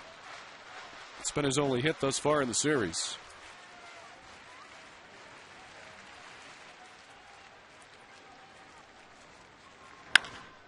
Grounder up the middle. Hudson will get it, but won't have a play. He tried to flip to Hardy, but no chance. Infield single, and Nick Blackburn loses the no-hitter here in the bottom of the sixth. Well, this one gets over the head of Blackburn, and once it does that, it's a base hit because once Hudson tracks it down, he's not going to be able to make a throw. He tries to flip it to Hardy, but to no avail. The Indians will get their first hit. And here's tonight's GMC 5-Star League leaders, brought to you by the GMC Sierra. Never sent a truck to do a Sierra's job. And Brantley with the 11-game hitting streak will try to extend that to 12 right here. Well, they finally, not only get somebody on, but they get a leadoff man on and a chance to maybe try something. No, sir. Oh, wow. 6-4-3, and it's hard to double up Brantley, but he hit it hard and right at the shortstop. So just like that, Blackburn erases Lou Marson, who is the first Indian to lead off an inning to get on. Well, it's Budweiser 2 for Tuesday when the Tribe takes on the Angels. You get 2 tickets in the bleachers and $20 in ticket plus food credit for only $32, and that's a savings of $28. So the 2 for Tuesday tickets on sale now at Indians.com. 2 outs now for Asdrubal Cabrera.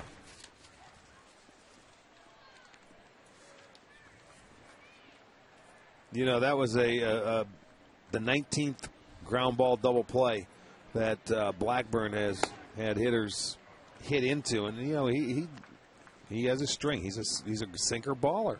You know, Merv just told me too. We talked about Mauer swinging at 10% of the first pitches. Right. Brantley swings at 9%. Well, there you go, 9%, and he hit it hard, but it was right at somebody, and it turned into a double play. You can't fault guys for getting after the pitch early. This guy's throwing strikes. Yeah. Well, if you don't swing at it, you're going to be down in the count. Cabrera on a bid for an infield hit. And he's safe at first. I think he'll get it there. J.J. Hardy, tough play. Yeah, he'll get a hit there. That's the second hit for the Indians tonight, both in this inning.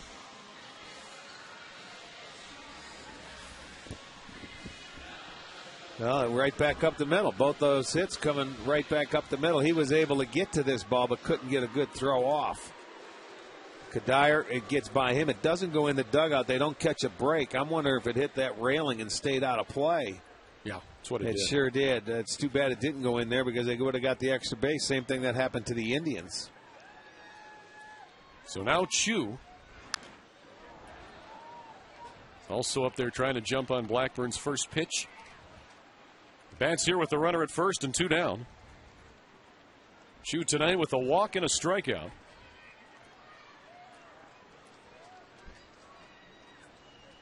Minnesota does a pretty good job of pitching to Chu because what they do, they elevate the fastball.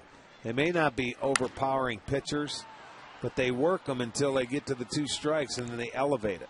You know, and he's got that he's a good low ball hitter. He's got an uppercut, slide uppercut like a lot of left-handers do. Yep. And, you know, they end him to get up chasing that fastball above the belt. Well, Chu's been the Tribe's most consistent hitter this year, and he especially likes hitting here at Progressive Field, where he's batting .335 this year. Well, and coming into today, just 200 against the Twins. See where he throws that fastball 0-2. He did it the last time when he got him to strike out. They execute. They throw strikes. They throw to first. Yep. That's to keep you honest on a 1-2 count. You figuring the guy may try and steal with 2 outs to protect you, and nothing wrong with that. They're thinking they may try and send him. You can do that, or you can also, to combat that, throw a high fastball up and away like a pitch out. It'd be an easy throw for Mauer, and he had him leaning. Yep. Blackburn knew it, too. If he'd have put that throw right on the bag, I think they had Cabrera. Yes, they did. He took 1 step to second base. See, he was going. You get that momentum, and I'll tell you, that's a bad feeling as a base runner. When you're committed one way and you know he's coming to first base, you feel like you're in slow motion trying to get back to the base because you know he's going to tag you. Yes, indeed. Chu just got a piece to stay alive, and that also got Joe Mauer.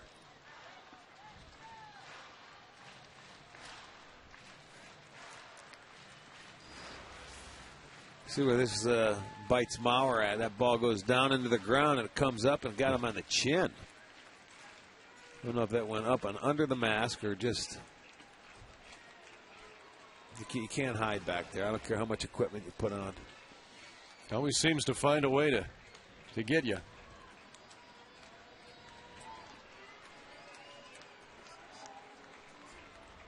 The 1-2 to Chu once again. And a pitch out this time.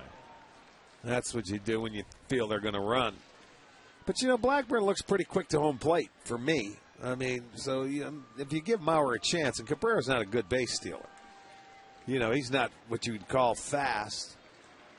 But I think Blackburn's, he would give him a chance. He would give Mauer a chance. And Mauer's got a very good throwing arm. He's not running here, and Chu hits that one hard, but right to Orlando Hudson on the ground. He'll make the easy play. And the Indians are retired here in the 6th inning. So they get a couple of hits, but fail to score. And we're still scoreless as we enter the 7th.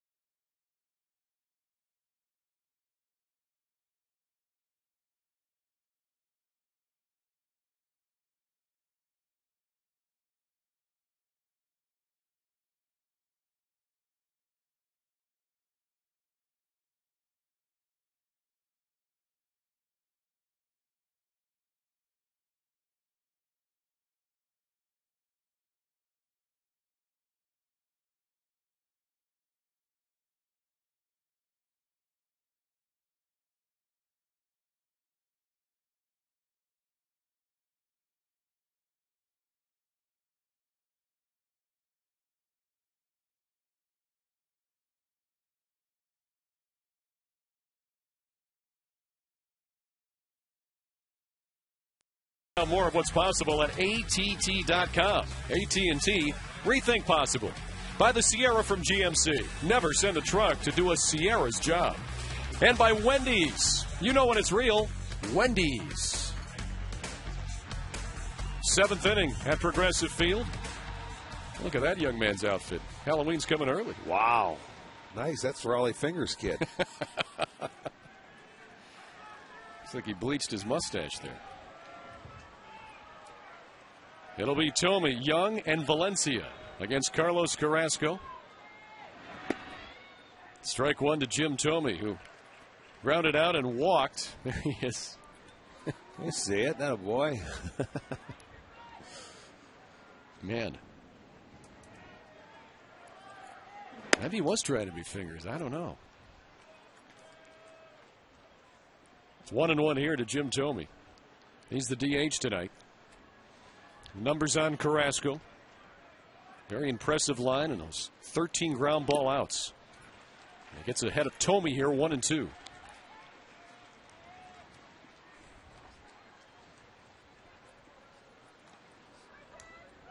Jim's first start for the Twins in their last 3 games. He missed the last 2 with that slight abdominal strain. Got a piece of it there. Got a piece of Marson.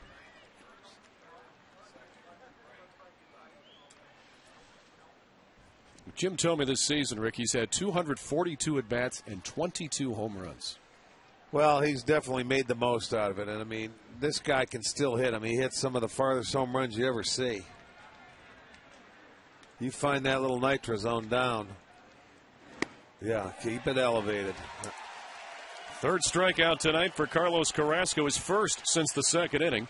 And Thome's the first out of the 7th. And here's the answer now to our AT&T trivia question. AT&T Rethink Possible. Who's the only player in Major League history to play more than 500 games at 5 different positions? Well, you got to be around forever. And the only guy I could think of would be Pete Rose. Oh, you got it. I mean, first base, left field, yeah, third, first, second, third, right. second, left and right. Now, I mean, when I first thought of that question, I'm thinking, oh my goodness. Well, and as Pete's career got older, he, eventually gravitated to different places and finally ended at first base. But kind of made the progression there. Delman Young hits that one to the seats and foul ground as Matt Laporta gave a look but ran out of ballpark. And 0-2 quickly here to Delman Young. Well, after what we saw last night from Carmona and Pavano, and what we're seeing tonight, both bullpens are well rested. Well, yeah, they sure are. These starters have been outstanding. And Young with a line drive for a base hit. Twins' 5th of the night.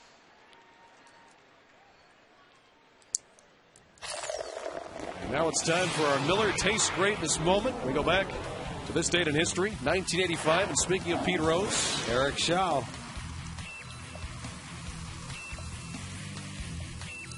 Hit number 4,192 to move him past Ty Cobb. It's amazing. 4,100 hits. Pete Rose did that 25 years ago. That's tonight's Miller Tastes Greatness moment. I remember when he did that. It's hard to believe it's been 25 years already. Yes, indeed. Here's Danny Valencia. Time flies, boy. Sure does.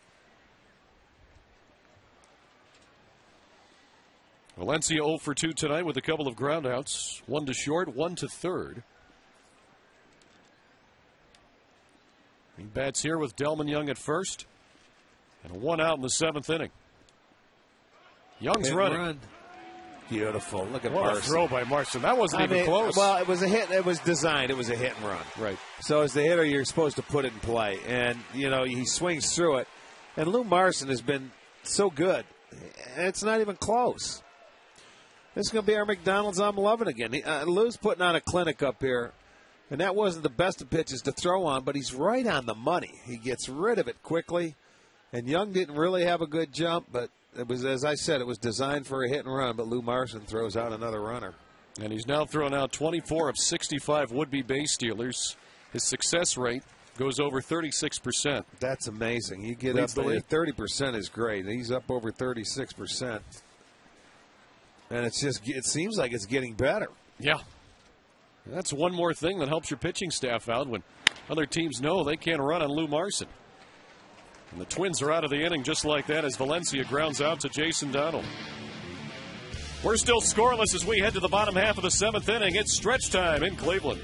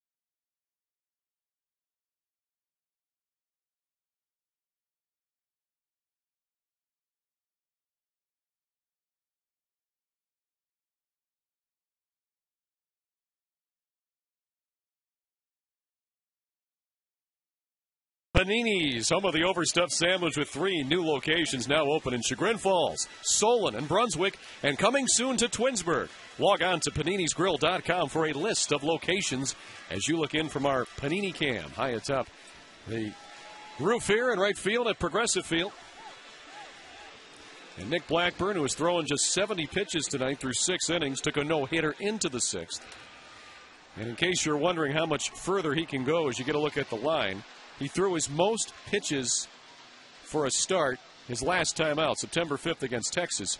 He threw 110, went 7 innings, gave up 6 hits, 2 runs, picked up the win. So just judging by that, he's still got a ways to go here, Rick. Well, he's been pounding the strike zone.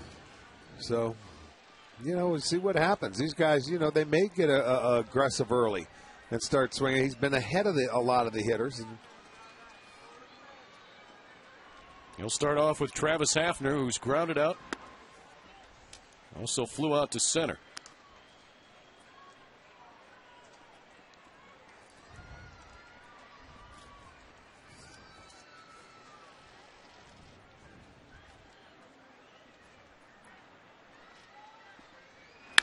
He hits that one hard up the middle for a base hit.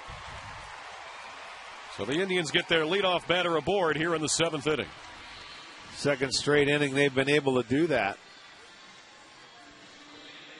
Last inning, then the next hitter came up at the first pitch and hit into a double play, but Hafner gets a little sinker out over the plate, drills it right back into center field.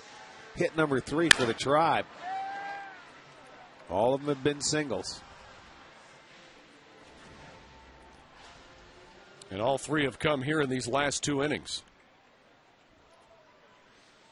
So Hafner aboard, and now Matt Laporta, who's 0 for 2 tonight. He homered last night. Speaking of home runs, Matt Laporta has hit 8 of his 10 this year right here at Progressive Field. And he hits that one high to left, but it's shallow. Young coming in. 1 out. Well, we would like you to fill the house for American Red Cross of Greater Cleveland on Wednesday. The Indians take on the Angels at 7:05 start. For every ticket sold, $1 will be donated to the American Red Cross of Greater Cleveland. Call 216-420-HITS or visit Indians.com for the tickets.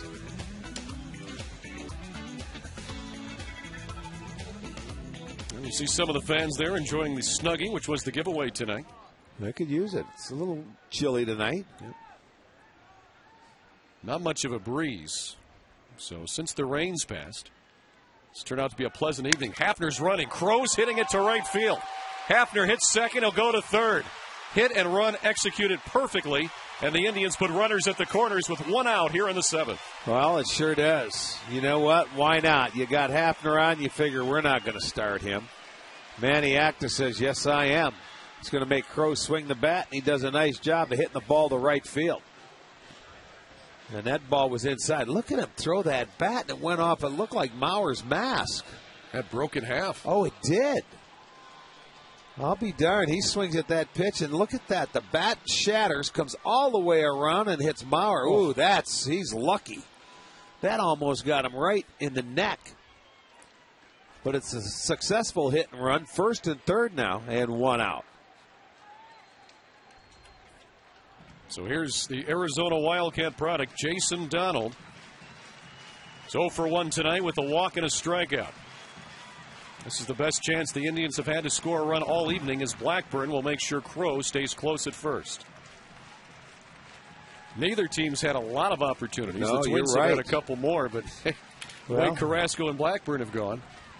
This is an opportunity, is right. This crowd of 24,972 here tonight. Coming alive a little bit as the Indians look to get the first run of the evening here in the 7th. Donald showing bunt. Here comes Hafner. It's a safety squeeze. He'll make it. How about that? Now, wait a minute. Are they saying that Hafner's got to go back to third? Is it a foul ball, or are they saying it hit Donald? I don't know. I didn't see what happened. Everybody's going back. It must have been a foul ball. That's what it is. is. Hit him in the box. Okay. Hit him in the batter's box. It's the only thing I can think of. Because Hafner didn't break originally, so it wasn't a squeeze play. Let's watch and see if it hits him or hits his hand. There it goes down. Oh, he got him in the hand. You see there, and they're saying the hand is part of the bat. So it's a strike. Yeah, because he made an effort at it. Right. It's like swinging the bat. Look at it. It did hit him in the hand. You can see him shaking it. And he's out. That's batter's interference. And I think right now, Donald wants an explanation, saying, what's going on? So I guess you give the put out to the catcher. Yeah, you'd have to. Boy, that is... You see something different every night at the ballpark. This is weird. You know, it hit him in the hand. Look at it. You got Lonnie Soloff looking at it right now.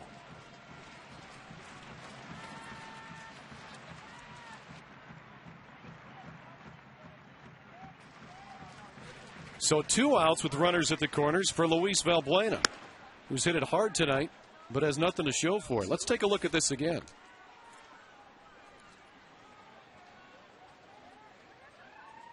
It definitely hits his hand. So I think what they're saying, Rick, is that's like a swing and a miss, yet he hit the ball with his hand, so Mauer couldn't make a play on it. So that's the batter's interference, right? I don't know. I don't know. Valbuena pops that one up to the left side, heading for the stands, and it will make it. I don't know what they called. I didn't hear what they announced. He's in the batter's box right there. He's in. If it hits his hand, which it does, it deflects off the bat, I would think it might be a strike. Right. I don't see it hitting him when he's out of the batter's box where the runners have to go back. I don't know what they called. Safety squeeze was on as Hafner came home, but it's all for naught. The official ruling is batter's interference, and the putout goes to the catcher because he's the closest player. But where was the interference?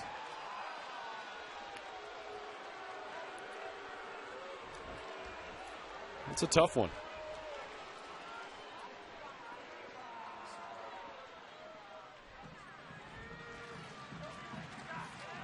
And now Luis Valbuena with a 1-2 count.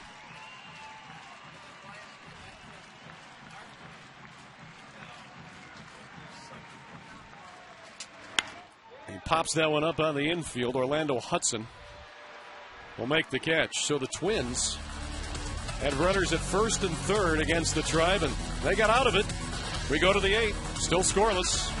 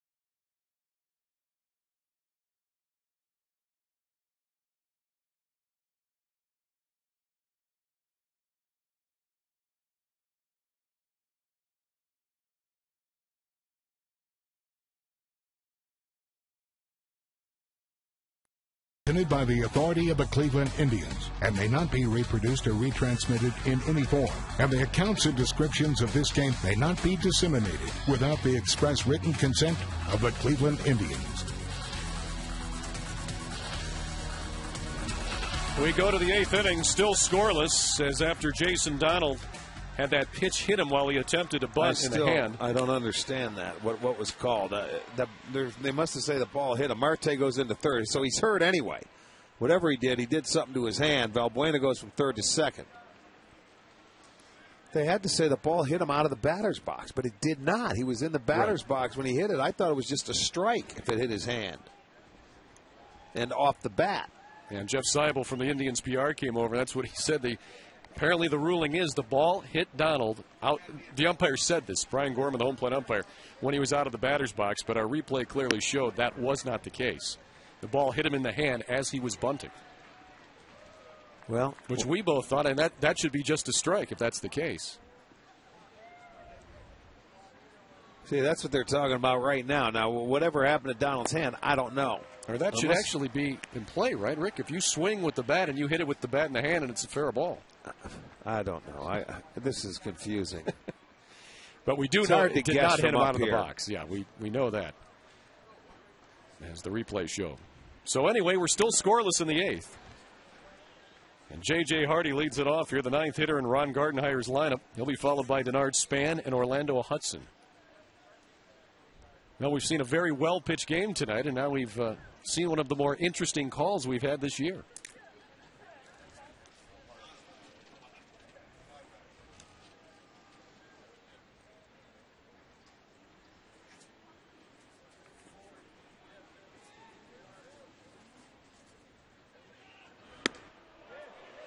Yes, he did. That Hardy went. There you go. Strikeout number 4 for Carlos Carrasco as it's the ring up there by first base umpire Tony Randazzo.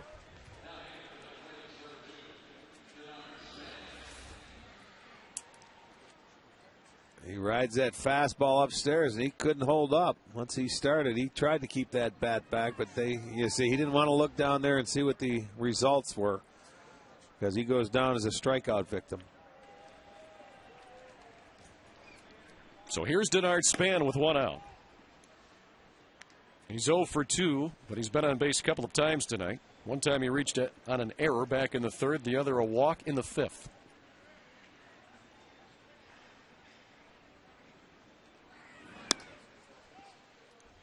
Corners are in at 3rd. Marte's on the infield grass, and Laporte is even with the bag at 1st. As Carlos Carrasco just hit pitch number 100 here tonight. And boy, how good is it to see Carlos Carrasco now? 3 straight quality starts for the Tribe, assuming, of course, you wouldn't give up more than 3 runs to qualify for that quality start here. But it is unlikely that would happen as Rafael Perez gets ready in the Indians' bullpen. 3-0 to Denard Span. And a 4-pitch walk. Let's take a look at this play one more time. Last inning, Donald on the bunt. Okay. He's in the batter's box, and that ball hits him right on the knuckles and the bat, and it goes straight down. Okay? So he's still in the batter's box. So I don't see that ball. Now he's out of the batter's box. You see it hit him in the hand. That ball didn't hit his hand there, did it? That should be a fair ball. Well, it didn't hit his hand. I got to hear the ruling. I don't know. It's tough to speculate what the umpire said. What a night by Carrasco. Another terrific performance, and the poor kid's got nothing to show for it. 7 1/3 innings. He leaves with Span on first base. That's his responsibility, but he has not given up a run thus far as Rafael Perez will come in to relieve him. We'll tell you about Rafi when we come back.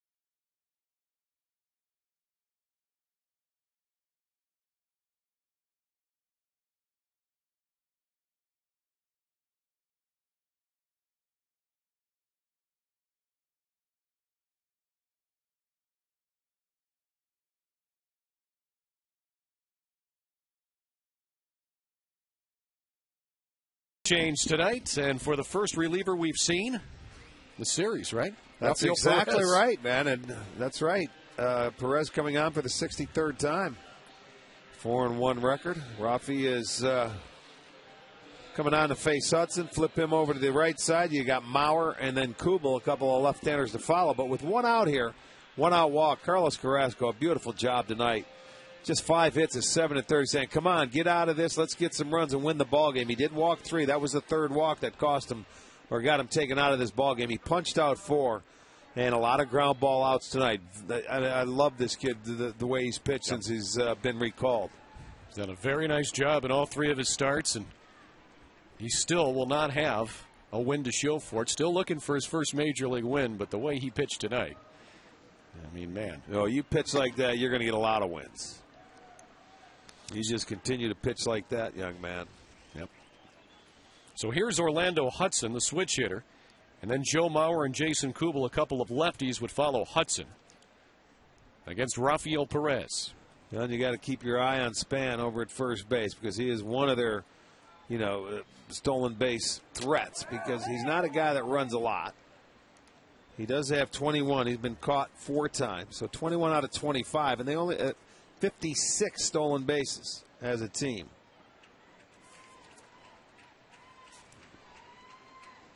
And there's the numbers on Span. And Orlando Hudson, who's 0 for 3 tonight, is now 0 for his last 11. So he's trying to break out of a slump and get a rally going here for the Twins. That's a foul ball. So now the count will even at 1-1.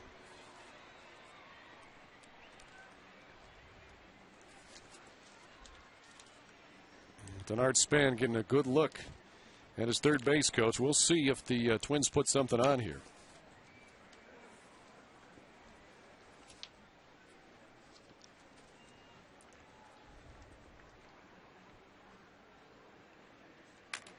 Twins are 0 for 1 tonight in the stolen base department. That grounder to short could be the inning. 6-4, and having trouble getting off his glove was Valbuena, but he still turned it. 6-4-3. Rafael Perez gets the ground ball double play, and the Indians get out of the 8th inning. We'll go to the bottom half. We are still scoreless.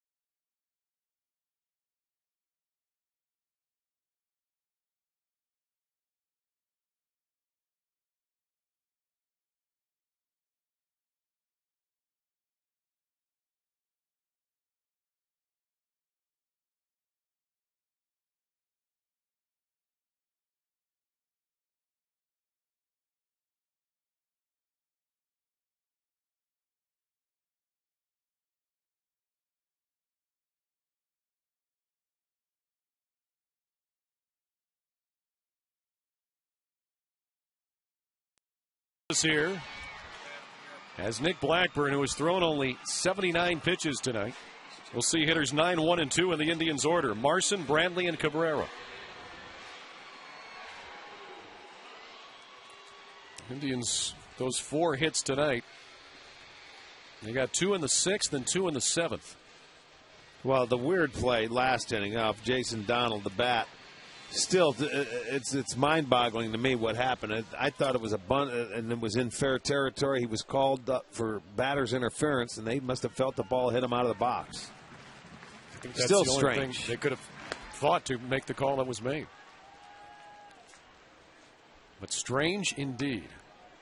Well, whatever was explained to Maniacti, I mean, you know, he took it. It did hit him in the hand, there's no doubt, because he was flinching, but he was in the batter's box. I always thought the hand was part of the bat. Yep.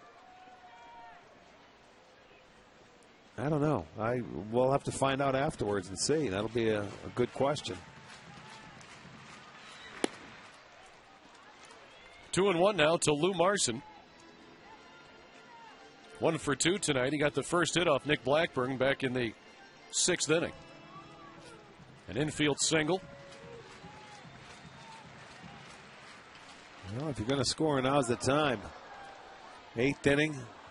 They have their closer getting loose in Chris Perez.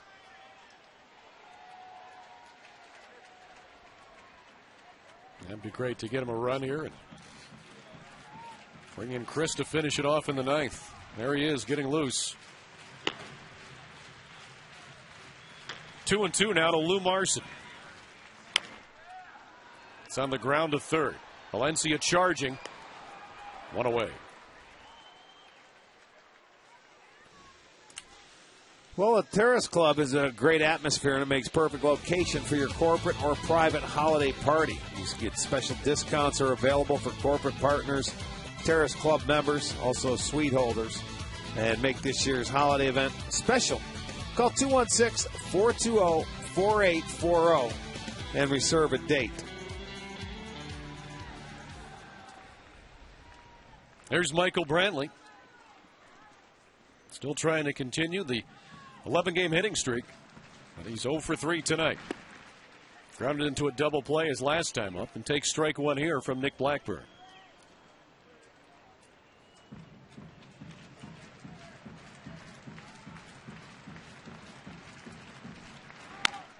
Sends that one to right center. It's dropping, and it will fall for a base hit. And the hitting streak lives on. 12 games in a row now, a career high for Michael Brantley.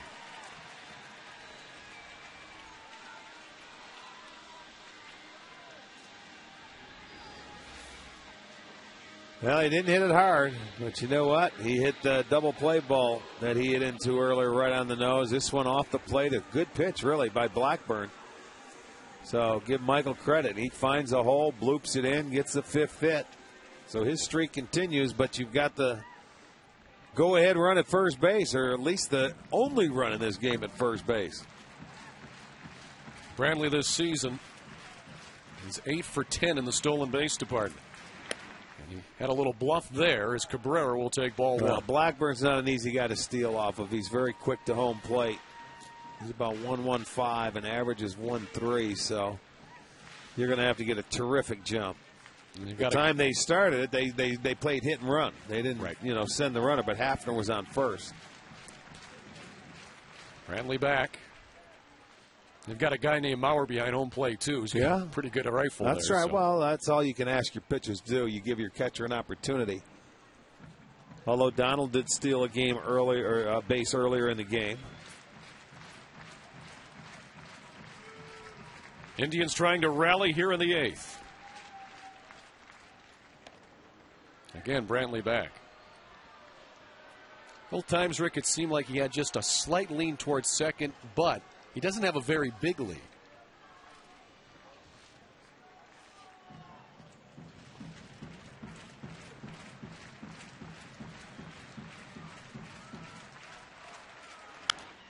Cabrera fouls that one back.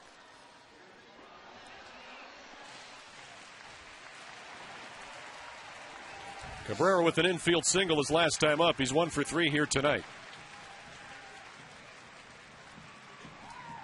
That last infield single broke an 0 for 11 skid for Asdrubal.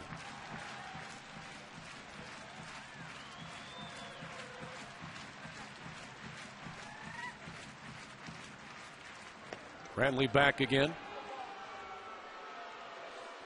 Throwing over a lot to first base as a base runner, Rick, Does that deter you a little bit more, or if you're locked in, does it matter? No, they make you work. I mean, when they throw over 2-3 times consecutively and you're diving back head first, yes, it takes its toll on you.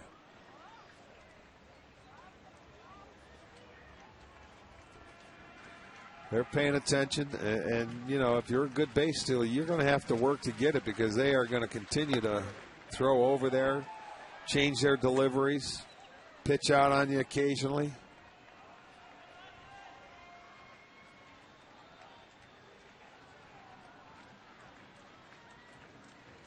Kansas City a winner earlier tonight over Chicago, 8-2 the final there. So the Twins can do no worse than a 5-game lead after tonight. If they win this evening, it would increase to 6. As Cabrera fouls another ball off there.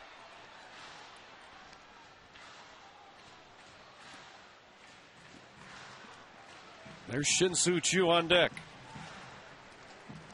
Yeah, you can't really get a good jump off this guy, so you probably won't run.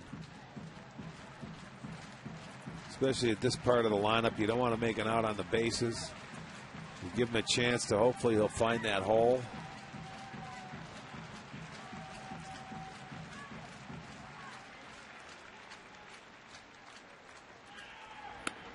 Inside, 2-2 now to Asdrubal Cabrera.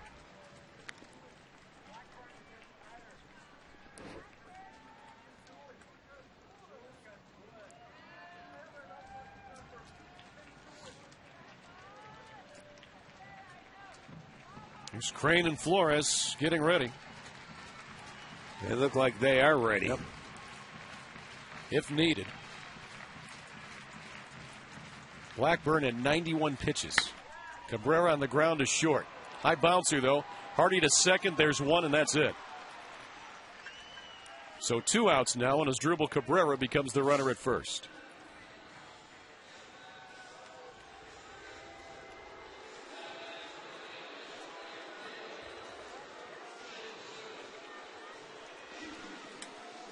So Brantley erased on the fielder's choice, 6-4, and now Shin-Soo Choo will bat here with the runner at first and 2 down.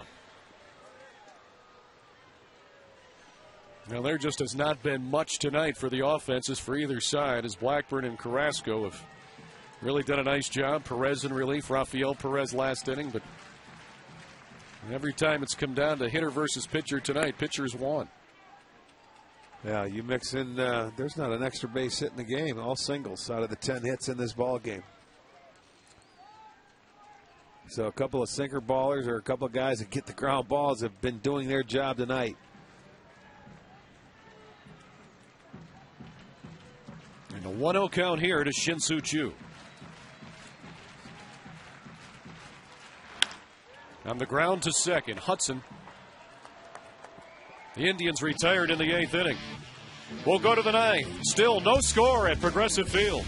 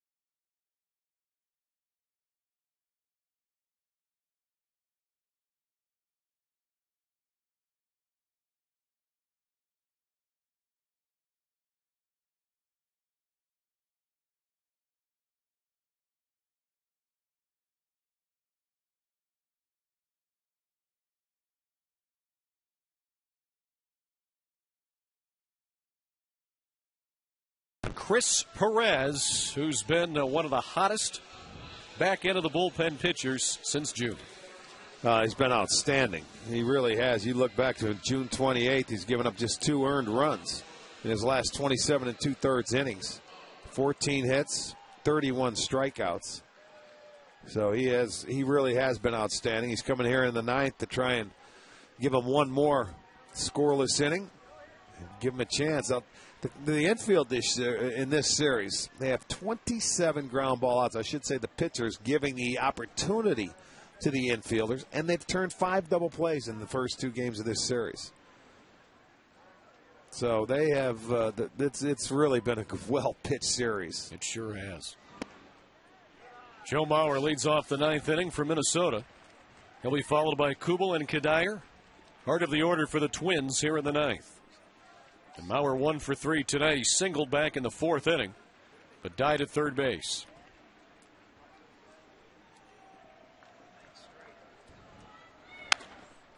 On the ground to third. Marte stayed with it. Tough bounce, but he stayed with it and got Mauer. Well, you look at the defense and the double plays the Indians have turned tonight, boy. They've come at the right time. Cabrera to Donald over Laporta. This one. And you get the same there again. He took a nice hit at second base. Then you're going to get Cabrera. Valbuena had trouble on the transfer, but still made a nice throw to get it over in time. 3 double plays turned at the right time tonight. So 1 out here in the 9th inning for Jason Kubel. He's 1 for 3 with a single. Pitch just off the plate, 96 miles an hour for Chris Perez. I mean, the more you look at his numbers, they're just so impressive. Since June 28th, batters are hitting 154 against him. His .65 ERA since then is the lowest among all Major League relievers with a minimum of 18 innings pitched. This, of course, not a save opportunity, but he's saved 14 of his last 15 chances. And since June 18th, he's 2-0 with 13 saves and a 1.15 ERA. Well, he's made this bullpen what it is. Yep. You know, we've always said once you have a closer and a guy that proves he can go out there and save games, he solidifies everybody else's role, and which has happened. Sip has been much better. Perez is, he's been great for a few months. Had a couple hiccups, but he's back, and it really does. It goes hand in hand. Strikeout there at 97 on the fastball as Kubel is down for the 2nd out.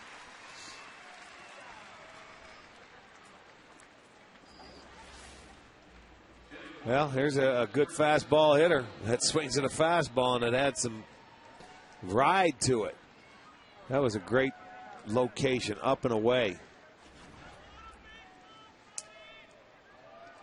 So now Michael Kadire. And the more you watch Chris Perez, Rick, the more you can see his confidence just grow. Oh, yeah. He'll tell you.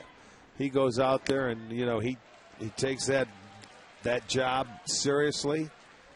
He goes out there and, he's living a dream come true now. He wanted to be a closer. Guess what? You're the closer, my man. And he's pitching like it, too. Came over in the Mark DeRosa deal last year from St. Louis at the end of June, along with Jess Todd, and now 2 strikes to Michael Kadire.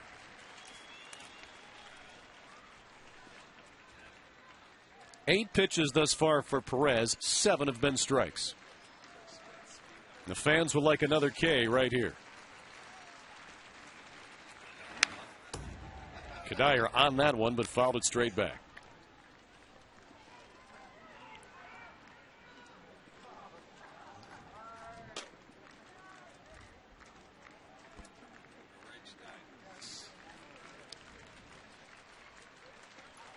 Again, the 0-2 coming to Michael Kadire. It's in the dirt. Kadire 1 for 3 tonight. Single back in the 2nd, lined out to right in the 6th inning. 2 outs, nobody on in the 9th for Minnesota. Still scoreless here tonight at Progressive Field in a game that began after an hour and 50-minute rain delay at 8:55 this evening. Swing and a miss on the breaking ball. Perez deadly on the hill. The Indians will come to bat in the 9th looking for a walk-off win. Stay tuned.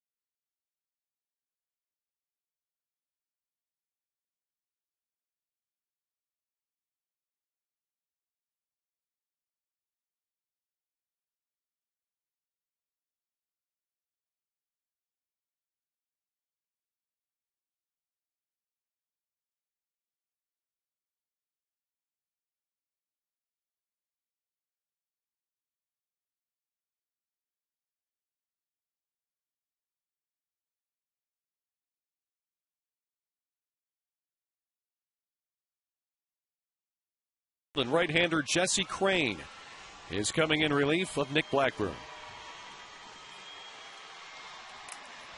Well, Crane coming on for the 64th time. He's been throwing the ball very well. Power pitcher, right-hander, good slider. 54 strikeouts in his 59 2/3 innings. And we do go to Minnesota next week.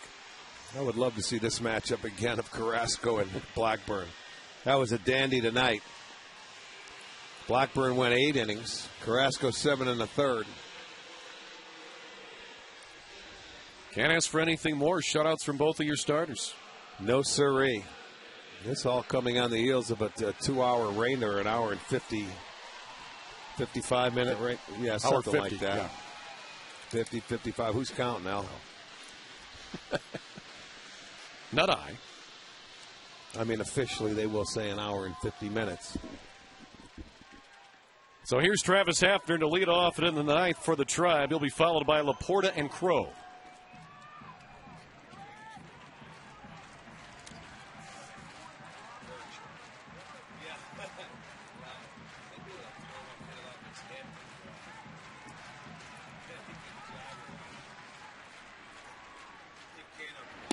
And a swing and a miss.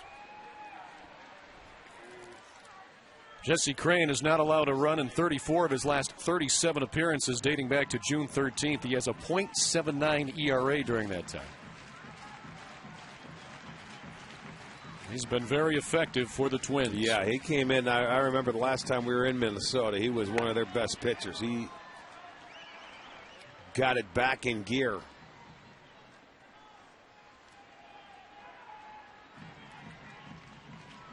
The 29-year-old from Toronto, Ontario, was taken in the 2nd round in 2002. The Major League Baseball draft. 0-2 to Hafner. A swing and a miss. So 3 pitches and a strikeout for Jesse Crane to start off the bottom of the 9th.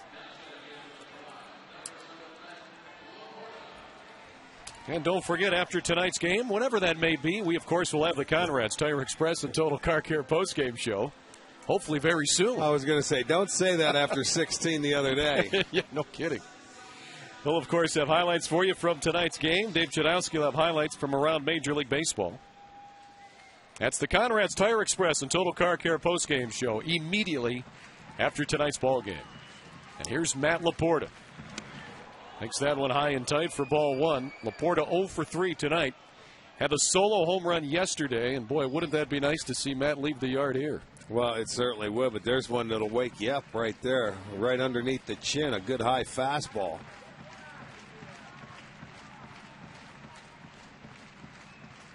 Whoops. That got away. Yeah, right? that breaking ball got away. Not intentional. No. He's trying to. He just threw it too hard.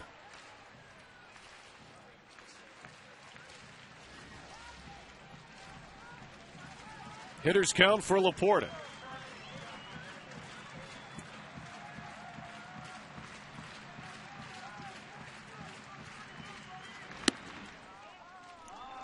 Tried to snap another one off and left it high. 3-0 now.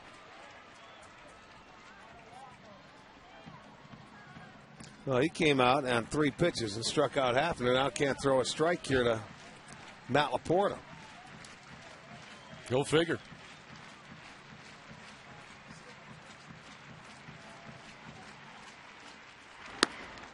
Ball 4. So after a 3-pitch strikeout, a 4-pitch walk to Matt Laporta follows, and the Indians have a base runner here. So the winning run trots down to first with 1 out.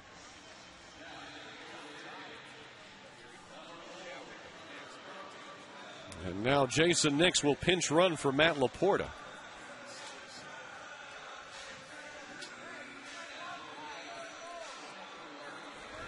So you would assume that if this game would continue, Nix would move over to third and Andy Marte to first. Right. That is right. But 24,000 plus are hoping it ends here in the bottom of the 9th. Trevor Crowe, the batter, singled his last time up. He's 1 for 3.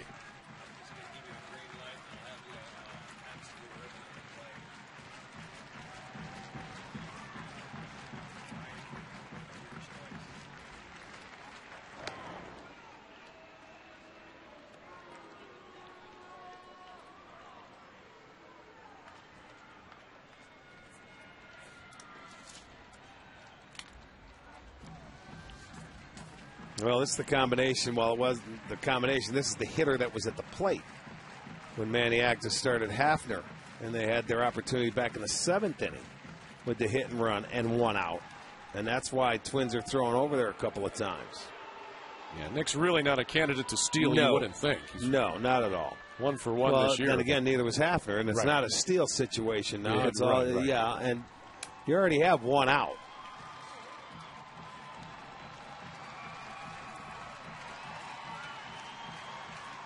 And he just did throw 4 balls. So that's not, you don't want to start a runner after a pitcher hasn't thrown a strike in a few pitches. Yeah, you're right. And now he's paying more attention to the runner.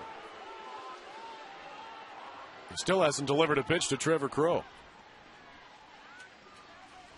He will have to eventually.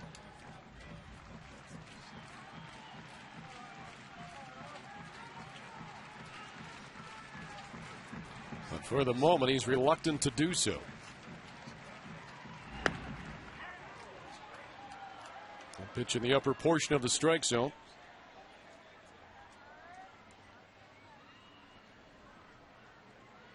So 0-1 to Trevor Crowe with the runner at first base. 1 out here in the bottom of the 9th. Indians are looking for the first run of the evening. And if they get it here, it'd be the game winner.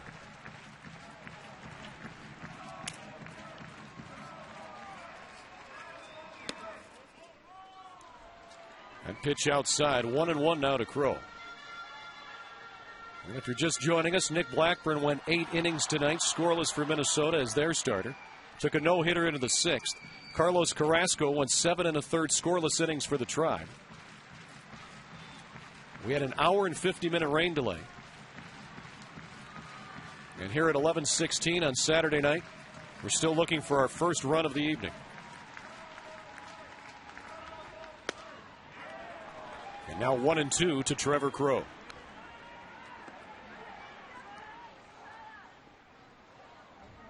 Tony Sipp getting loose.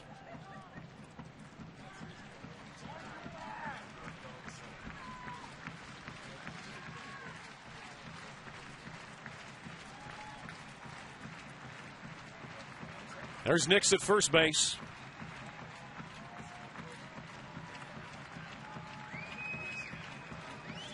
And a swing and a miss.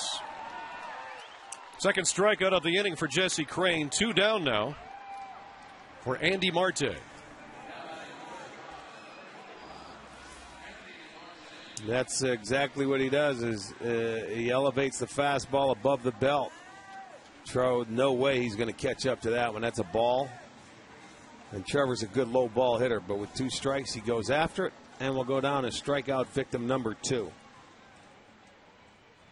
This will be the first at bat tonight for Andy Marte. He came on to replace Jason Donald, who was involved in that controversial play in the 7th. It appeared the Indians had a run on a safety squeeze. However, said that Jason Donald hit the ball outside of the box and he injured his finger. Meanwhile, Marte's a pop-out victim. And we're going to extras tonight here at Progressive Field. 9 innings in the books, still no score.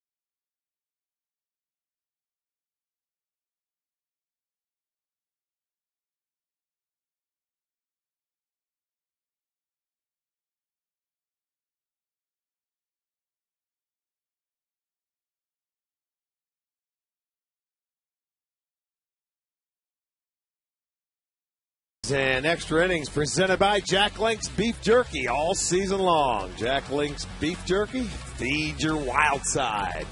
If you had any, you better get some because we are into extra innings. Yes, we are. We go to the 10th. And Tony Sipp will be the 4th Indians pitcher of the night.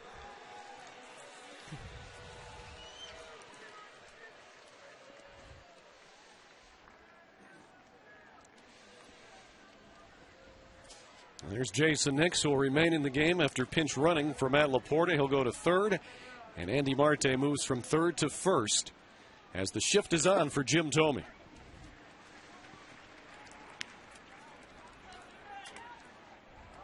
Thome 0 for 2 tonight with a walk. He'll be followed by Delman Young and Danny Valencia.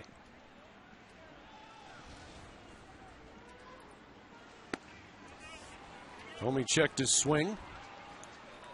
Count evens at 1-1.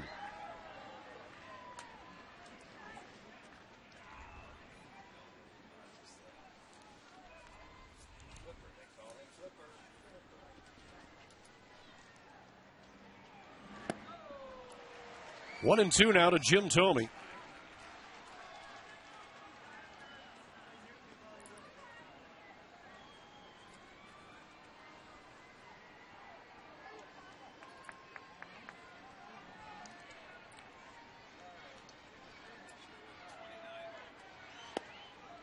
Strike 3 call. Good slider. 7th strikeout tonight for Indians pitching. 1 out in the 10th. Tony's got a good slider, boy. That's his out pitch. He gets the call right there.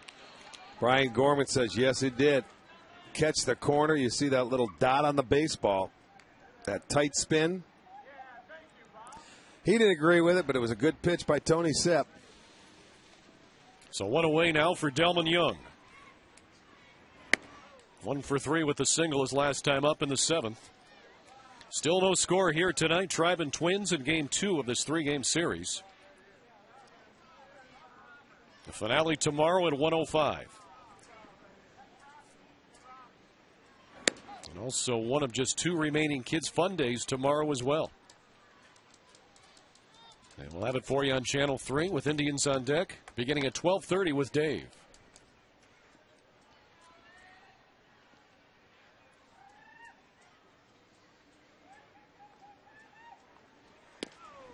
Another good pitch by Tony Sipp there. 2-1 to Young. Rick, we've seen Tony this year, like last year, effective against both lefties and righties. Well, when Tony spots his fastball, I mean, right there was an excellent 2-0 pitch. It goes down there. He's got a very good changeup and a slider. So the one nice thing you have about your left-handers and him and Rafael Perez is that they can get both left-handers and right-handers out, and that's a nice thing to have where it's not a matchup guy and you're only going to bring him in for 1 or 2 hitters. Right. Now, Sipp this year, opposing batters hitting .214 against him. Lefties are at 198, righties are at 226. And Young hits that one foul into the seats on the right side. So the count will go full to Delman Young. And when we've talked to these guys, and we know it's true, their job gets easier when the starting pitching has been like it has been. It's been very good this month. And, they can match them up with minimal outs where, your starters aren't going 5 innings and now they got to give you 4 innings every night. Or a guy gets knocked out early. And it hasn't happened a lot, but when it has, it doesn't matter what bullpen you're in. They all give it up. Good pitch. At the knees on the outside corner. Great pitch for Sipp, his 2nd consecutive strikeout. And the Twins have 2 outs here in the 10th. I mean, Young knew it. He wanted to swing, and he says, I'm not going to, and he figures I'm going to walk. He knew it was a strike. I mean, this is just what you call a perfect pitch. So Indians pitching now has struck out the last 4 Twins batters. Chris Perez got Kubel and Kadire in the 9th, and then Tomey and Young down on strikeouts here, courtesy of Tony Sipp. Here's Danny Valencia. He's 0 for 3 tonight. Looking ahead to the bottom half of the 10th inning, Valbuena, Marson, and Brantley are the scheduled hitters.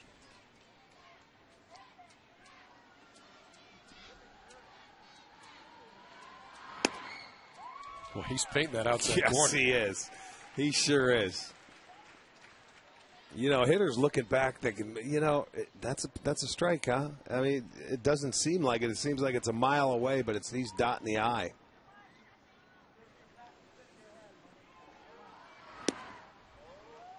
Well, that slider, looked pretty good. Well, he did. Most of the times he'll throw that slider down in the end over the back foot. This is the back door slider where, you know what, it might even fool the umpire. Might have fooled them. So it's called a ball, 2-1 now.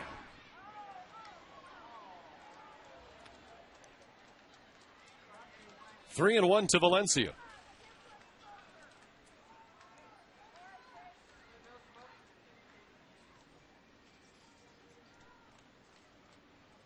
Both teams with 5 hits.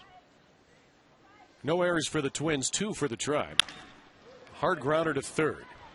Jason Nix makes the play. Twins are down in order in the 10th. Indians will try to win it in the bottom half. Coming up next.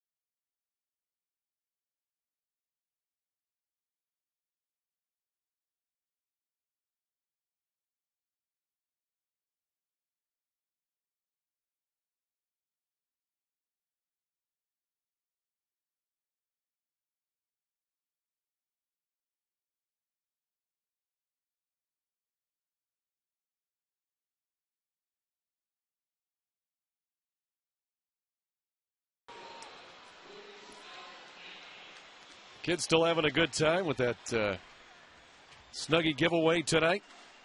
Valbuena, Marson, and Brantley. Hitters 8, 9, and 1. So we're still looking for our first run of the evening. Well, these kids are out of school Saturday night. They know they stay up a little later. They're going to stay till the Indians score a run. Luis Valbuena tonight. He's lined out twice. He popped out in the 7th inning. 0 for 3. As Jesse Crane will work into his 2nd inning of relief for Minnesota.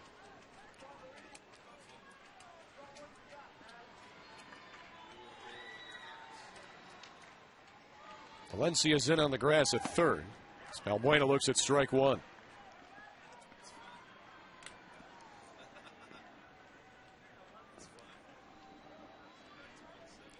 Luis Valbuena, a little bit of an anomaly. He's batting better against lefties this year than righties. Against left-handers, 323. Against righties coming into tonight, 156. And he's 0 for 3 against Blackburn.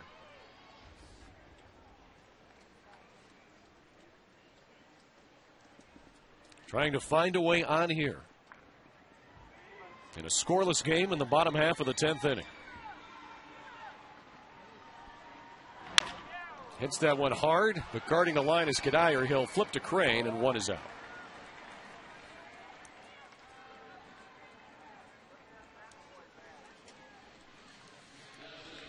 That'll bring Lou Marson to the plate. 1 for 3 with an infield single. Boy, Rick, this has just been pitching dominated tonight. As we talked about, really, not many threats here this evening for either side. No, you're right. And 10 hits, all singles between the two teams. Both teams with 5 hits. The Twins' last hit came in the 7th inning with 1 out. The Indians did have a base hit in the 8th inning. That was Brantley continuing his hitting streak. But the Indians, they were no hit for the first 5 innings. Right. They had 2 in the 6th, 2 in the 7th, 1 in the 8th.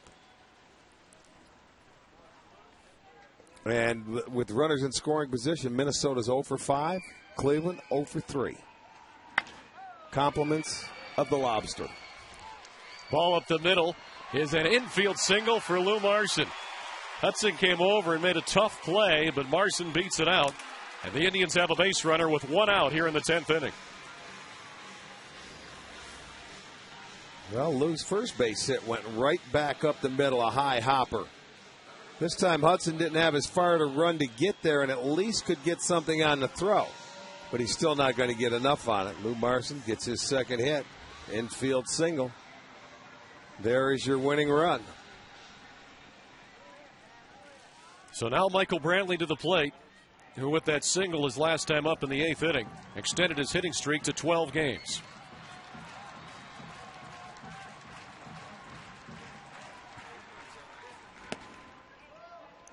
And pitch just off the plate for a ball. Trev got a couple of hits in the 6th, a couple of hits in the 7th. Brantley's hit in the 8th, and now Marson's infield single here in the 10th. And Marson's the only player in tonight's game to have a multi-hit night. He's 2 for 4.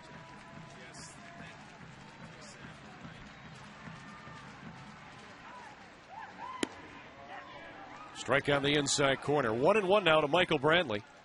You know, I look out at that Twins defense, and what I did and what I have seen a lot lately in situations like this, the defenses will be so deep. It's like no doubles defense. They're in natural position right here. They're not playing, 2 steps from the warning track to try and cut everything off. That's a good point. A lot of teams don't do that. Right. A lot of teams will just automatically go into that no doubles defense. There goes Marson. The throw to second base. It gets into center. Hudson cuts it down before it goes far, though, and a stolen base for Lou Marson. Well, he's got 7. That's the 2nd one for the Indians tonight. And now whether you call it the element of surprise or maybe he wasn't putting his A move with the catcher over there. But look at the jump. Head down. And Maurer saw that, and he tried to rush his throw a little bit.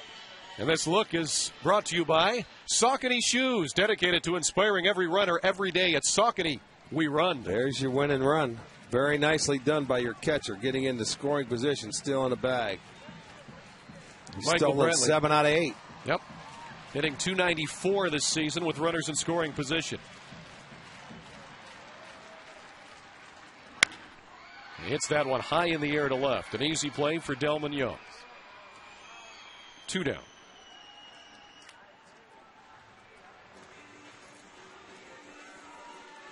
So that'll leave it up to Asdrubal Cabrera to win it here in the 10th inning. 2 outs and a runner on second. Scoreless game. And Asdrubal hitting .323 with runners in scoring position. So he's had a few walk-off winners this year, too. Well, he's going to get an opportunity because they're not going to want to, I don't think, face Chew. You know, they're going to go at him with good stuff. You get a pitch in this at-bat, get a base hit. Now, Marson, now there's no doubt. Anything off the bat, he'll be off and running.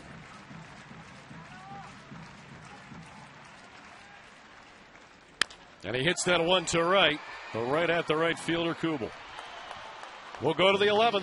Still scoreless at Progressive Field.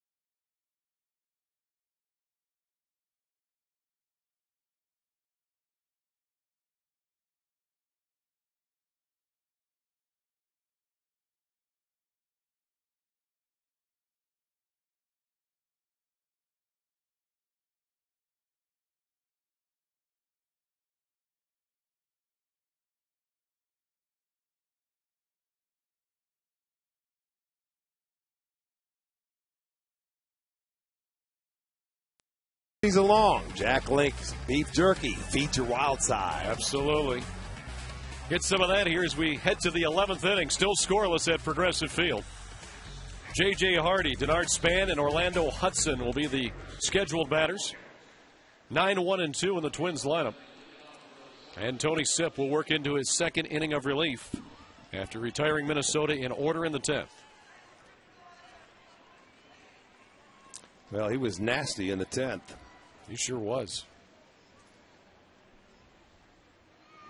J.J. Hardy takes strike one. 1 for 3 tonight with a single. J.J. Hardy was a huge Diamondbacks fan growing up in Arizona. In fact, he was at the first game ever back in 1988. He also was at Game 6 and Game 7 of the 2001 World Series when the Diamondbacks beat the Yankees. And he was a second-round draft choice of the Brewers just a few months before in 2001, Rick. But he still, was that Diamondbacks fan at heart and went out there to see the World Series win. For him. Yeah, you're a fan. On the ground to second. Tough play for Valbuena. Nice play. One away.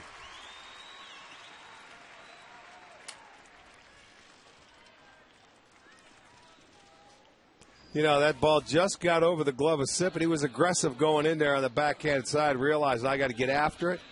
Made a nice little scoop on it. Nice throw. They get out number one. So one away for the Twins in the 11th. And Denard Span. He's walked twice and reached on an error. Officially, he's 0 for 2 tonight, but he's been on base 3 different times. And he'll take that one inside. Denard Span, another excellent athlete. He was the Twins' #1 pick in 2002 out of Tampa Catholic High School, where He was an all-state wide receiver in football. There's a lot of ball players that come out of that Tampa area. Yes, there are. Well, you've got the good weather, too, so you can play outdoor sports year-round. Right.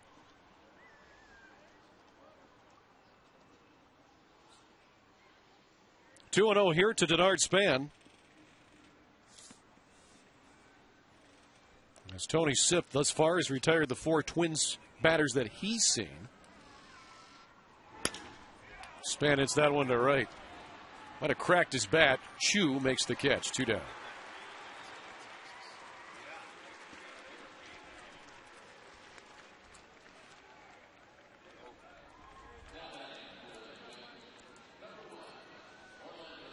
So the Indians have retired the last 10 Twins in a row.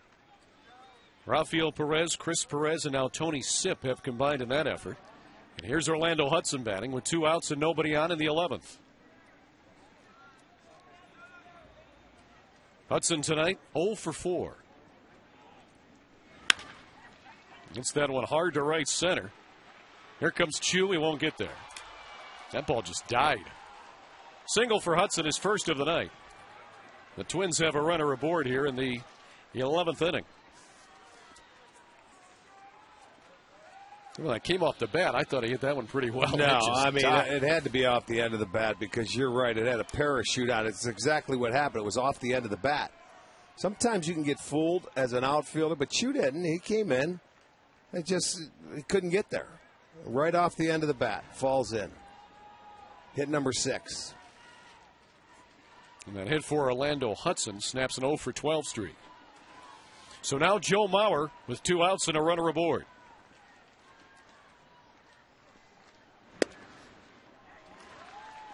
Sipp jumps ahead of him 0-1. And Jason Donald has a right hand contusion. He left the game back in the 7th inning when he was hit on a bunt attempt in the hand.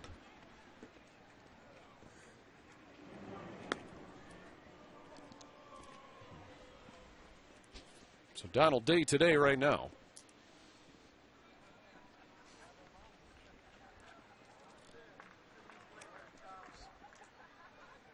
White Sox have already lost tonight. So Minnesota can do no worse than 5 games ahead of Chicago in the Central. As Mauer slaps that one into left field for a base hit. Second of the inning for Minnesota.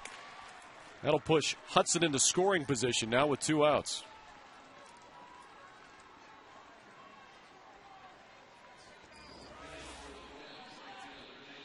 There's a fastball up, and Mauer stays right on it. Doesn't matter lefty righty to this guy. He stays on the baseball, puts the same swing. So they get back-to-back singles. Joe Smith is loosening in the Indians bullpen. Kubel the batter, though. He's left-handed, so Sipp will stay in for him as Tim Belcher will come out and have a conference on how you pitch to Kubel. Well, Joe Smith is up, and they're giving him time to get ready for Kadire should Kubel reach. But you don't want him to reach because, they got 2 guys on base. Right now you're looking for that 3rd and final out.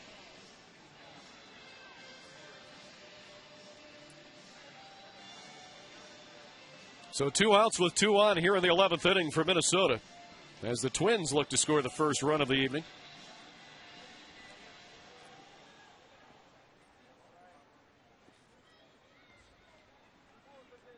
Kubel tonight 1 for 4. He singled back in the 4th inning. Struck out his last time up in the 9th.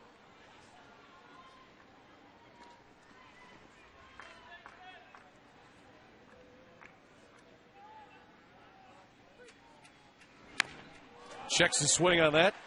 Did Tony Sipp a favor. He's retired. Twins done in the top of the 11th inning. We'll head to the bottom half. Still scoreless in Cleveland.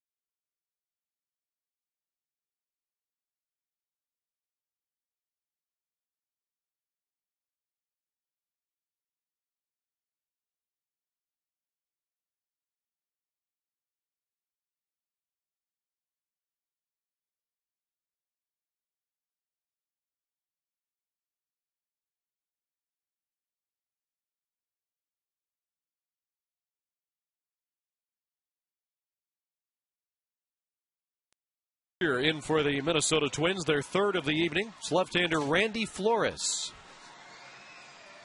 So, looks like we see a couple of fans improving their seat locations here. All right, left-hander Randy Flores coming on for the Twins.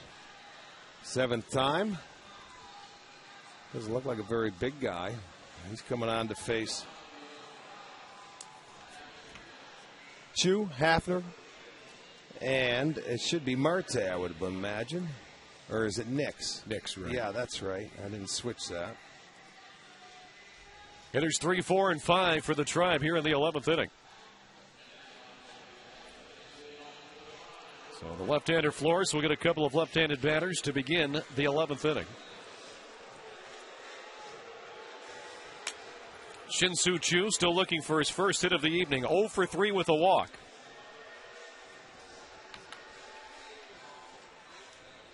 Choo hitting .267 off left-handers this season.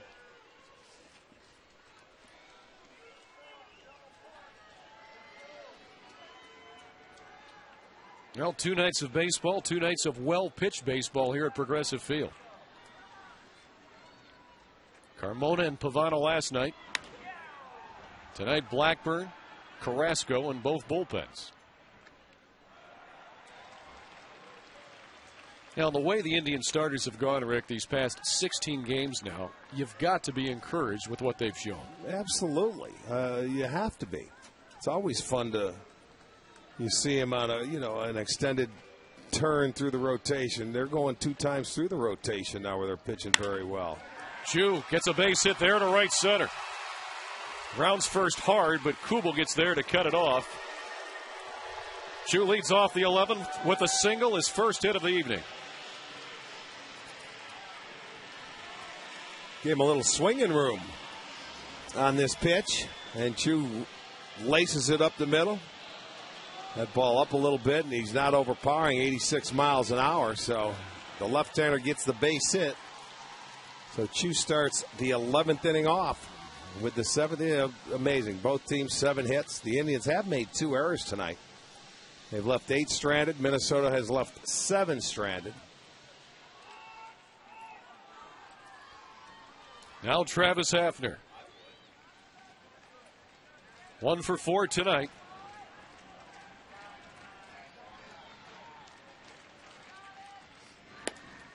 He'll take that pitch inside.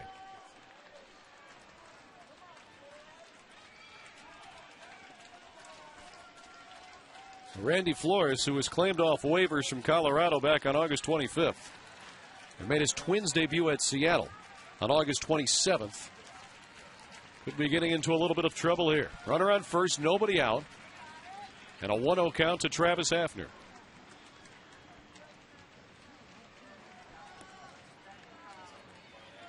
You're just joining us. We had an hour and 50-minute rain delay. Nick Blackburn took a no-hitter into the 6th inning tonight. Overall, we're still looking for our first run of the evening.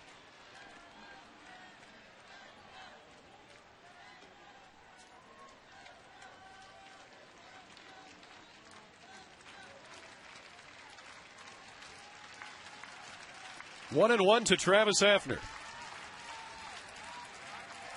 Something you don't normally see with Travis batting. He's got a little bigger hole to that right side than defenses normally give him.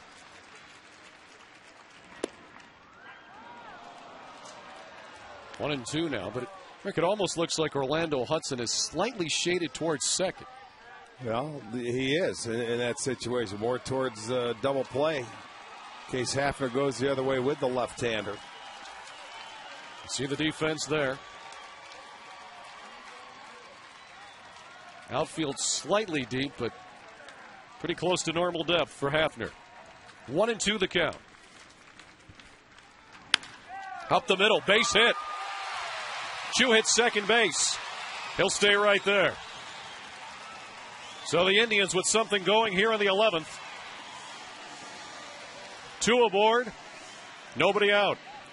Well, this one split the second base, man, right over the bag. So his job was to come out and face the 2 left-handers. And guess what? He gave up hits to both left-handers, and I think his day is over. And not a very good day for Flores. He can't believe it got up the middle. So Randy Flores is going to make his way to the dugout. And Shaker Heights native Matt Guerrier will enter the game for the Twins. We'll tell you about Guerrier when we come back. Scoreless in the 11th.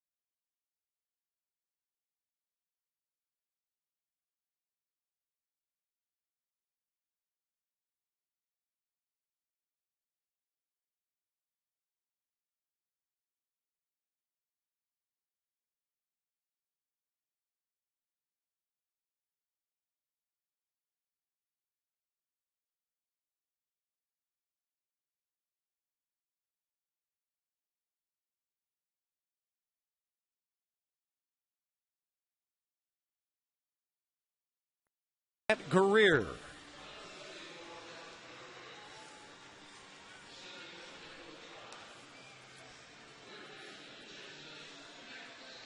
Well, Guerrier coming on for appearance number 65. So the left-handers get base hits, get aboard. Chew at second, can run. He's carrying the mail. That's your winning run right there.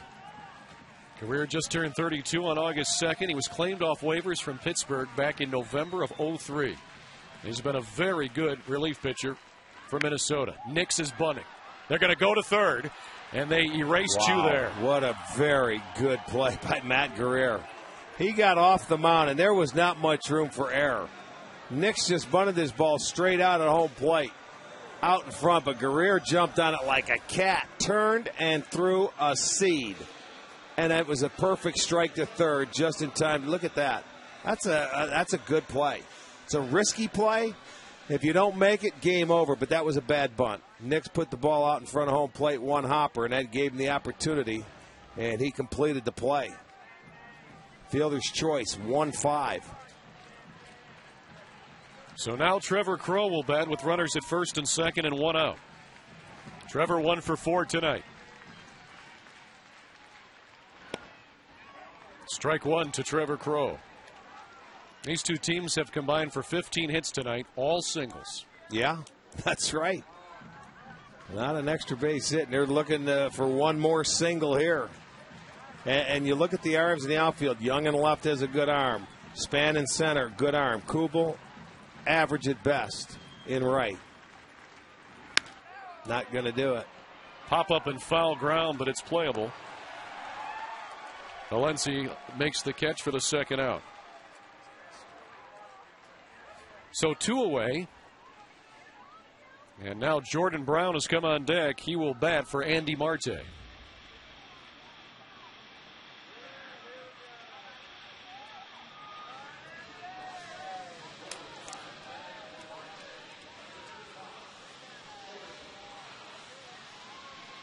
So here's Jordan Brown in the pinch hitting role.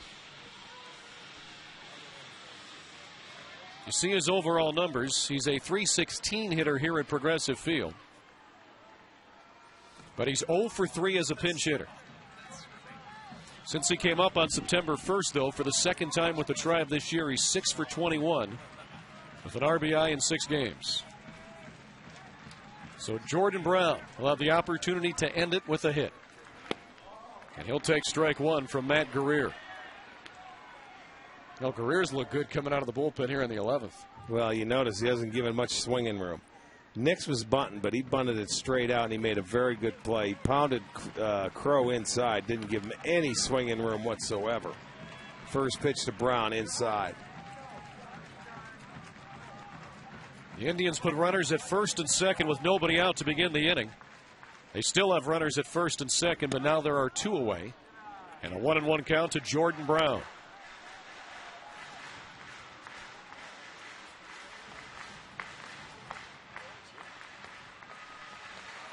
Brown made his major league debut on August 1st against Toronto.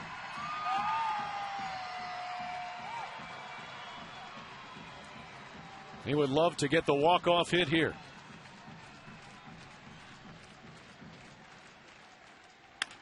Ground ball to second.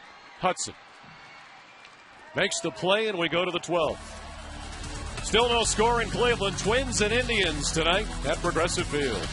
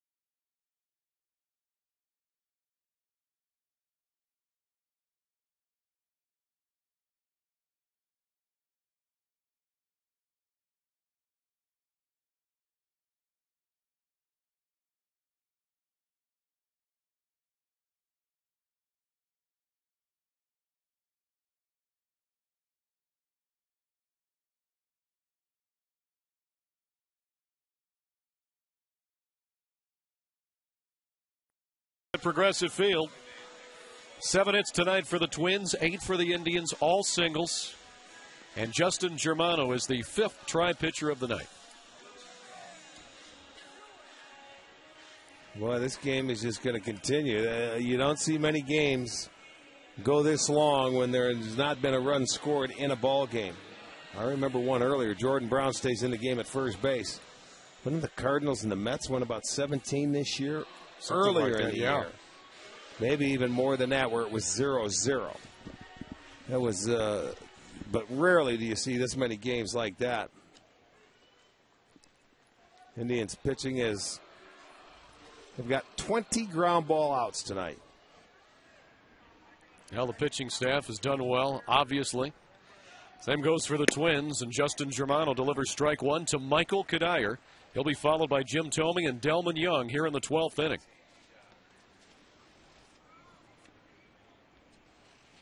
Kadire 1 for 4 tonight, and he pops that one up on the right side of the infield. Valbuena says, I've got it. 1 down. Well, we could play just all night long and go right into tomorrow and just get the starters warm. Why not? Make it a 2-day doubleheader. I think that would be a first ever. So here's Jim Thome. He's 0 for 3 tonight with a walk. Struck out his last 2 times up. And looks at ball 1 from Justin Germano. Thome, who just turned 40 years old on August 27th. Had a very nice year for Minnesota. And as we talked about, with the absence of Justin Morneau, they needed somebody, because when Morneau first went out, they lost some ground to a red-hot White Sox team. And Jim Thome really picked it up and has continued here into the month of September. And he hits that one high and deep to right center. This one is well struck, and it's gone. Into the bullpen, Jim Thome. His 23rd home run of the season, his 587th of his career. He's all alone now in 8th place on the all-time home run list. Yes, he does. He breaks the tie with Frank Robinson. How he throws him a 2-0 heater right there is beyond me.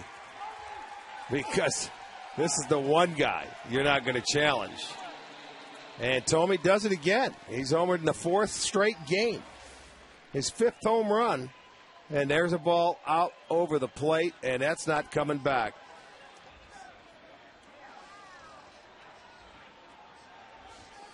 Just look at it. It lands halfway into their bullpen, and there's your first run of the ball game. So it's 1-0. Minnesota, first run of the game, first extra base hit of the game comes here in the 12th, courtesy of a Jim Thome home run. And now Delman Young to third. Jason Nix makes the play for the second out. And Thome moving into 8th place alone now, Rick, passes your former teammate and manager, Frank Robinson. Yes, he does. I mean, that's a lot of home runs, boy. 587. Congratulations. He just keeps climbing the ladder. And he's hit a lot of them here at Progressive Field. Playing his first 11 years with Cleveland. Started out at the old stadium back in 1991. But from 94 through 2002, this was his home ballpark. Danny Valencia now, with 2 outs here in the 12th and nobody on. And looking ahead to the bottom of the 12th inning, Valbuena, Marson, and Brantley are the scheduled hitters.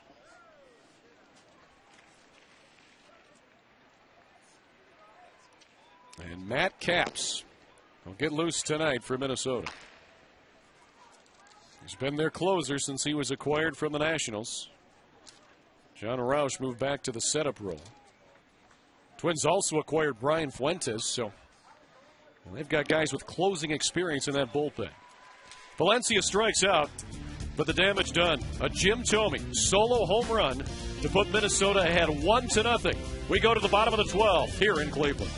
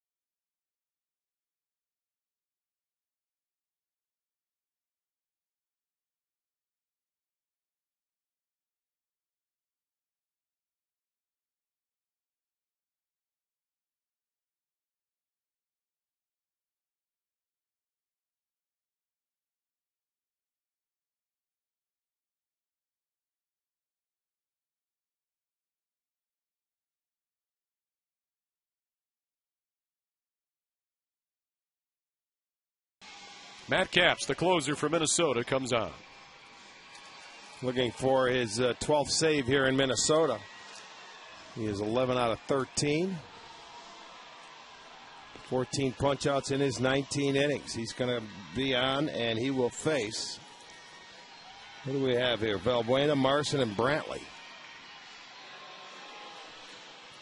And Jason Repko, a defensive replacement in right field for Jason Kubel.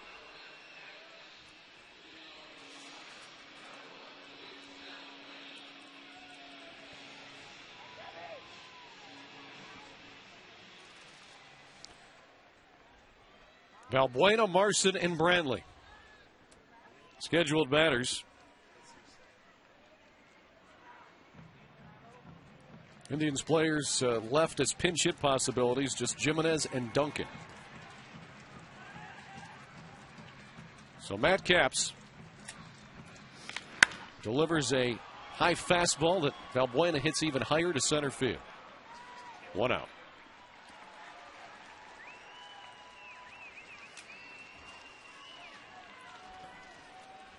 Don't forget to stay tuned after tonight's game for the Conrad's Tire Express and Total Car Care postgame show. We'll have highlights from tonight's game. We'll also give you highlights from around the majors with Dave Chanowski. That's the Conrad's Tire Express and Total Car Care postgame show this morning. Yeah, right. You got it. Today. So here's Shelley Duncan. He'll bat for Lou Marson. With 1 out here in the 12th.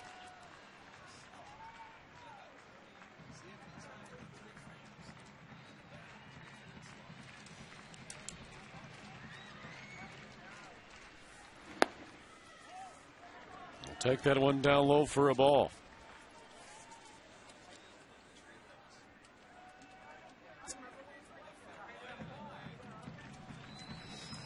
Numbers on Duncan this season. He has 6 pinch hits, though, which is tied for second most in the American League.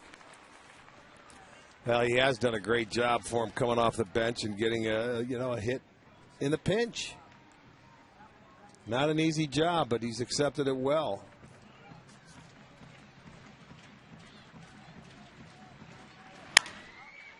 Hits that one to short. Hardy.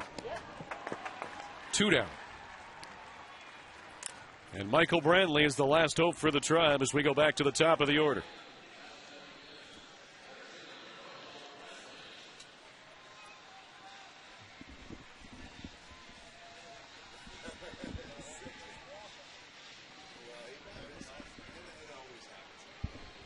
Brantley tonight has extended his 12-game hitting streak. He had a single back in the 8th inning. Overall, 1 for 5. So Brantley will try and continue this game.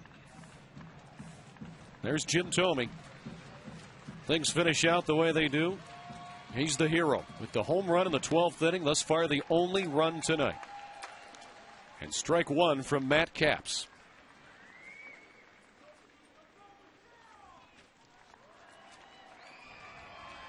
He's made himself into quite a closer in the majors. First for Pittsburgh, then for the Nationals, here for Minnesota.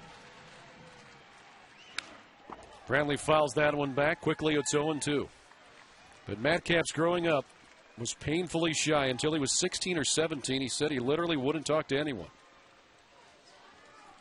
But he'd always talk to his dad, who he was very close to. Passed away this past October, but he said he would call his dad after every pitching performance, sometimes at 1 a.m. for a breakdown. And he said towards the end of last season, his dad said to him, "Matt, you've got it. You don't need to call me anymore." Yeah. And his dad passed away.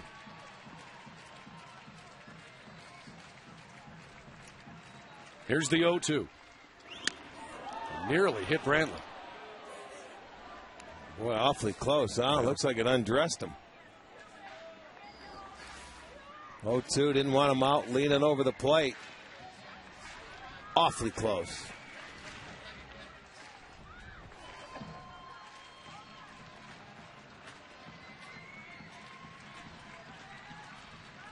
Now the 1-2. In tight again.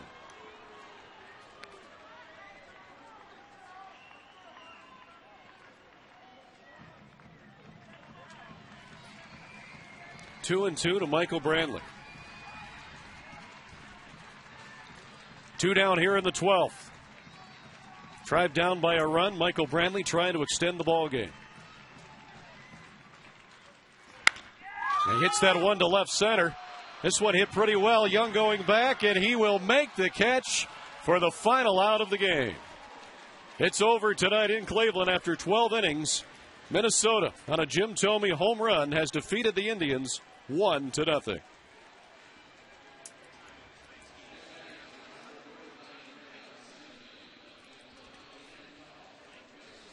And the win will go to Cleveland native Matt Guerrier. Matt Capps the save. Justin Germano takes the loss. as Minnesota comes out ahead here tonight and now evens this 2-game series at 1 game apiece.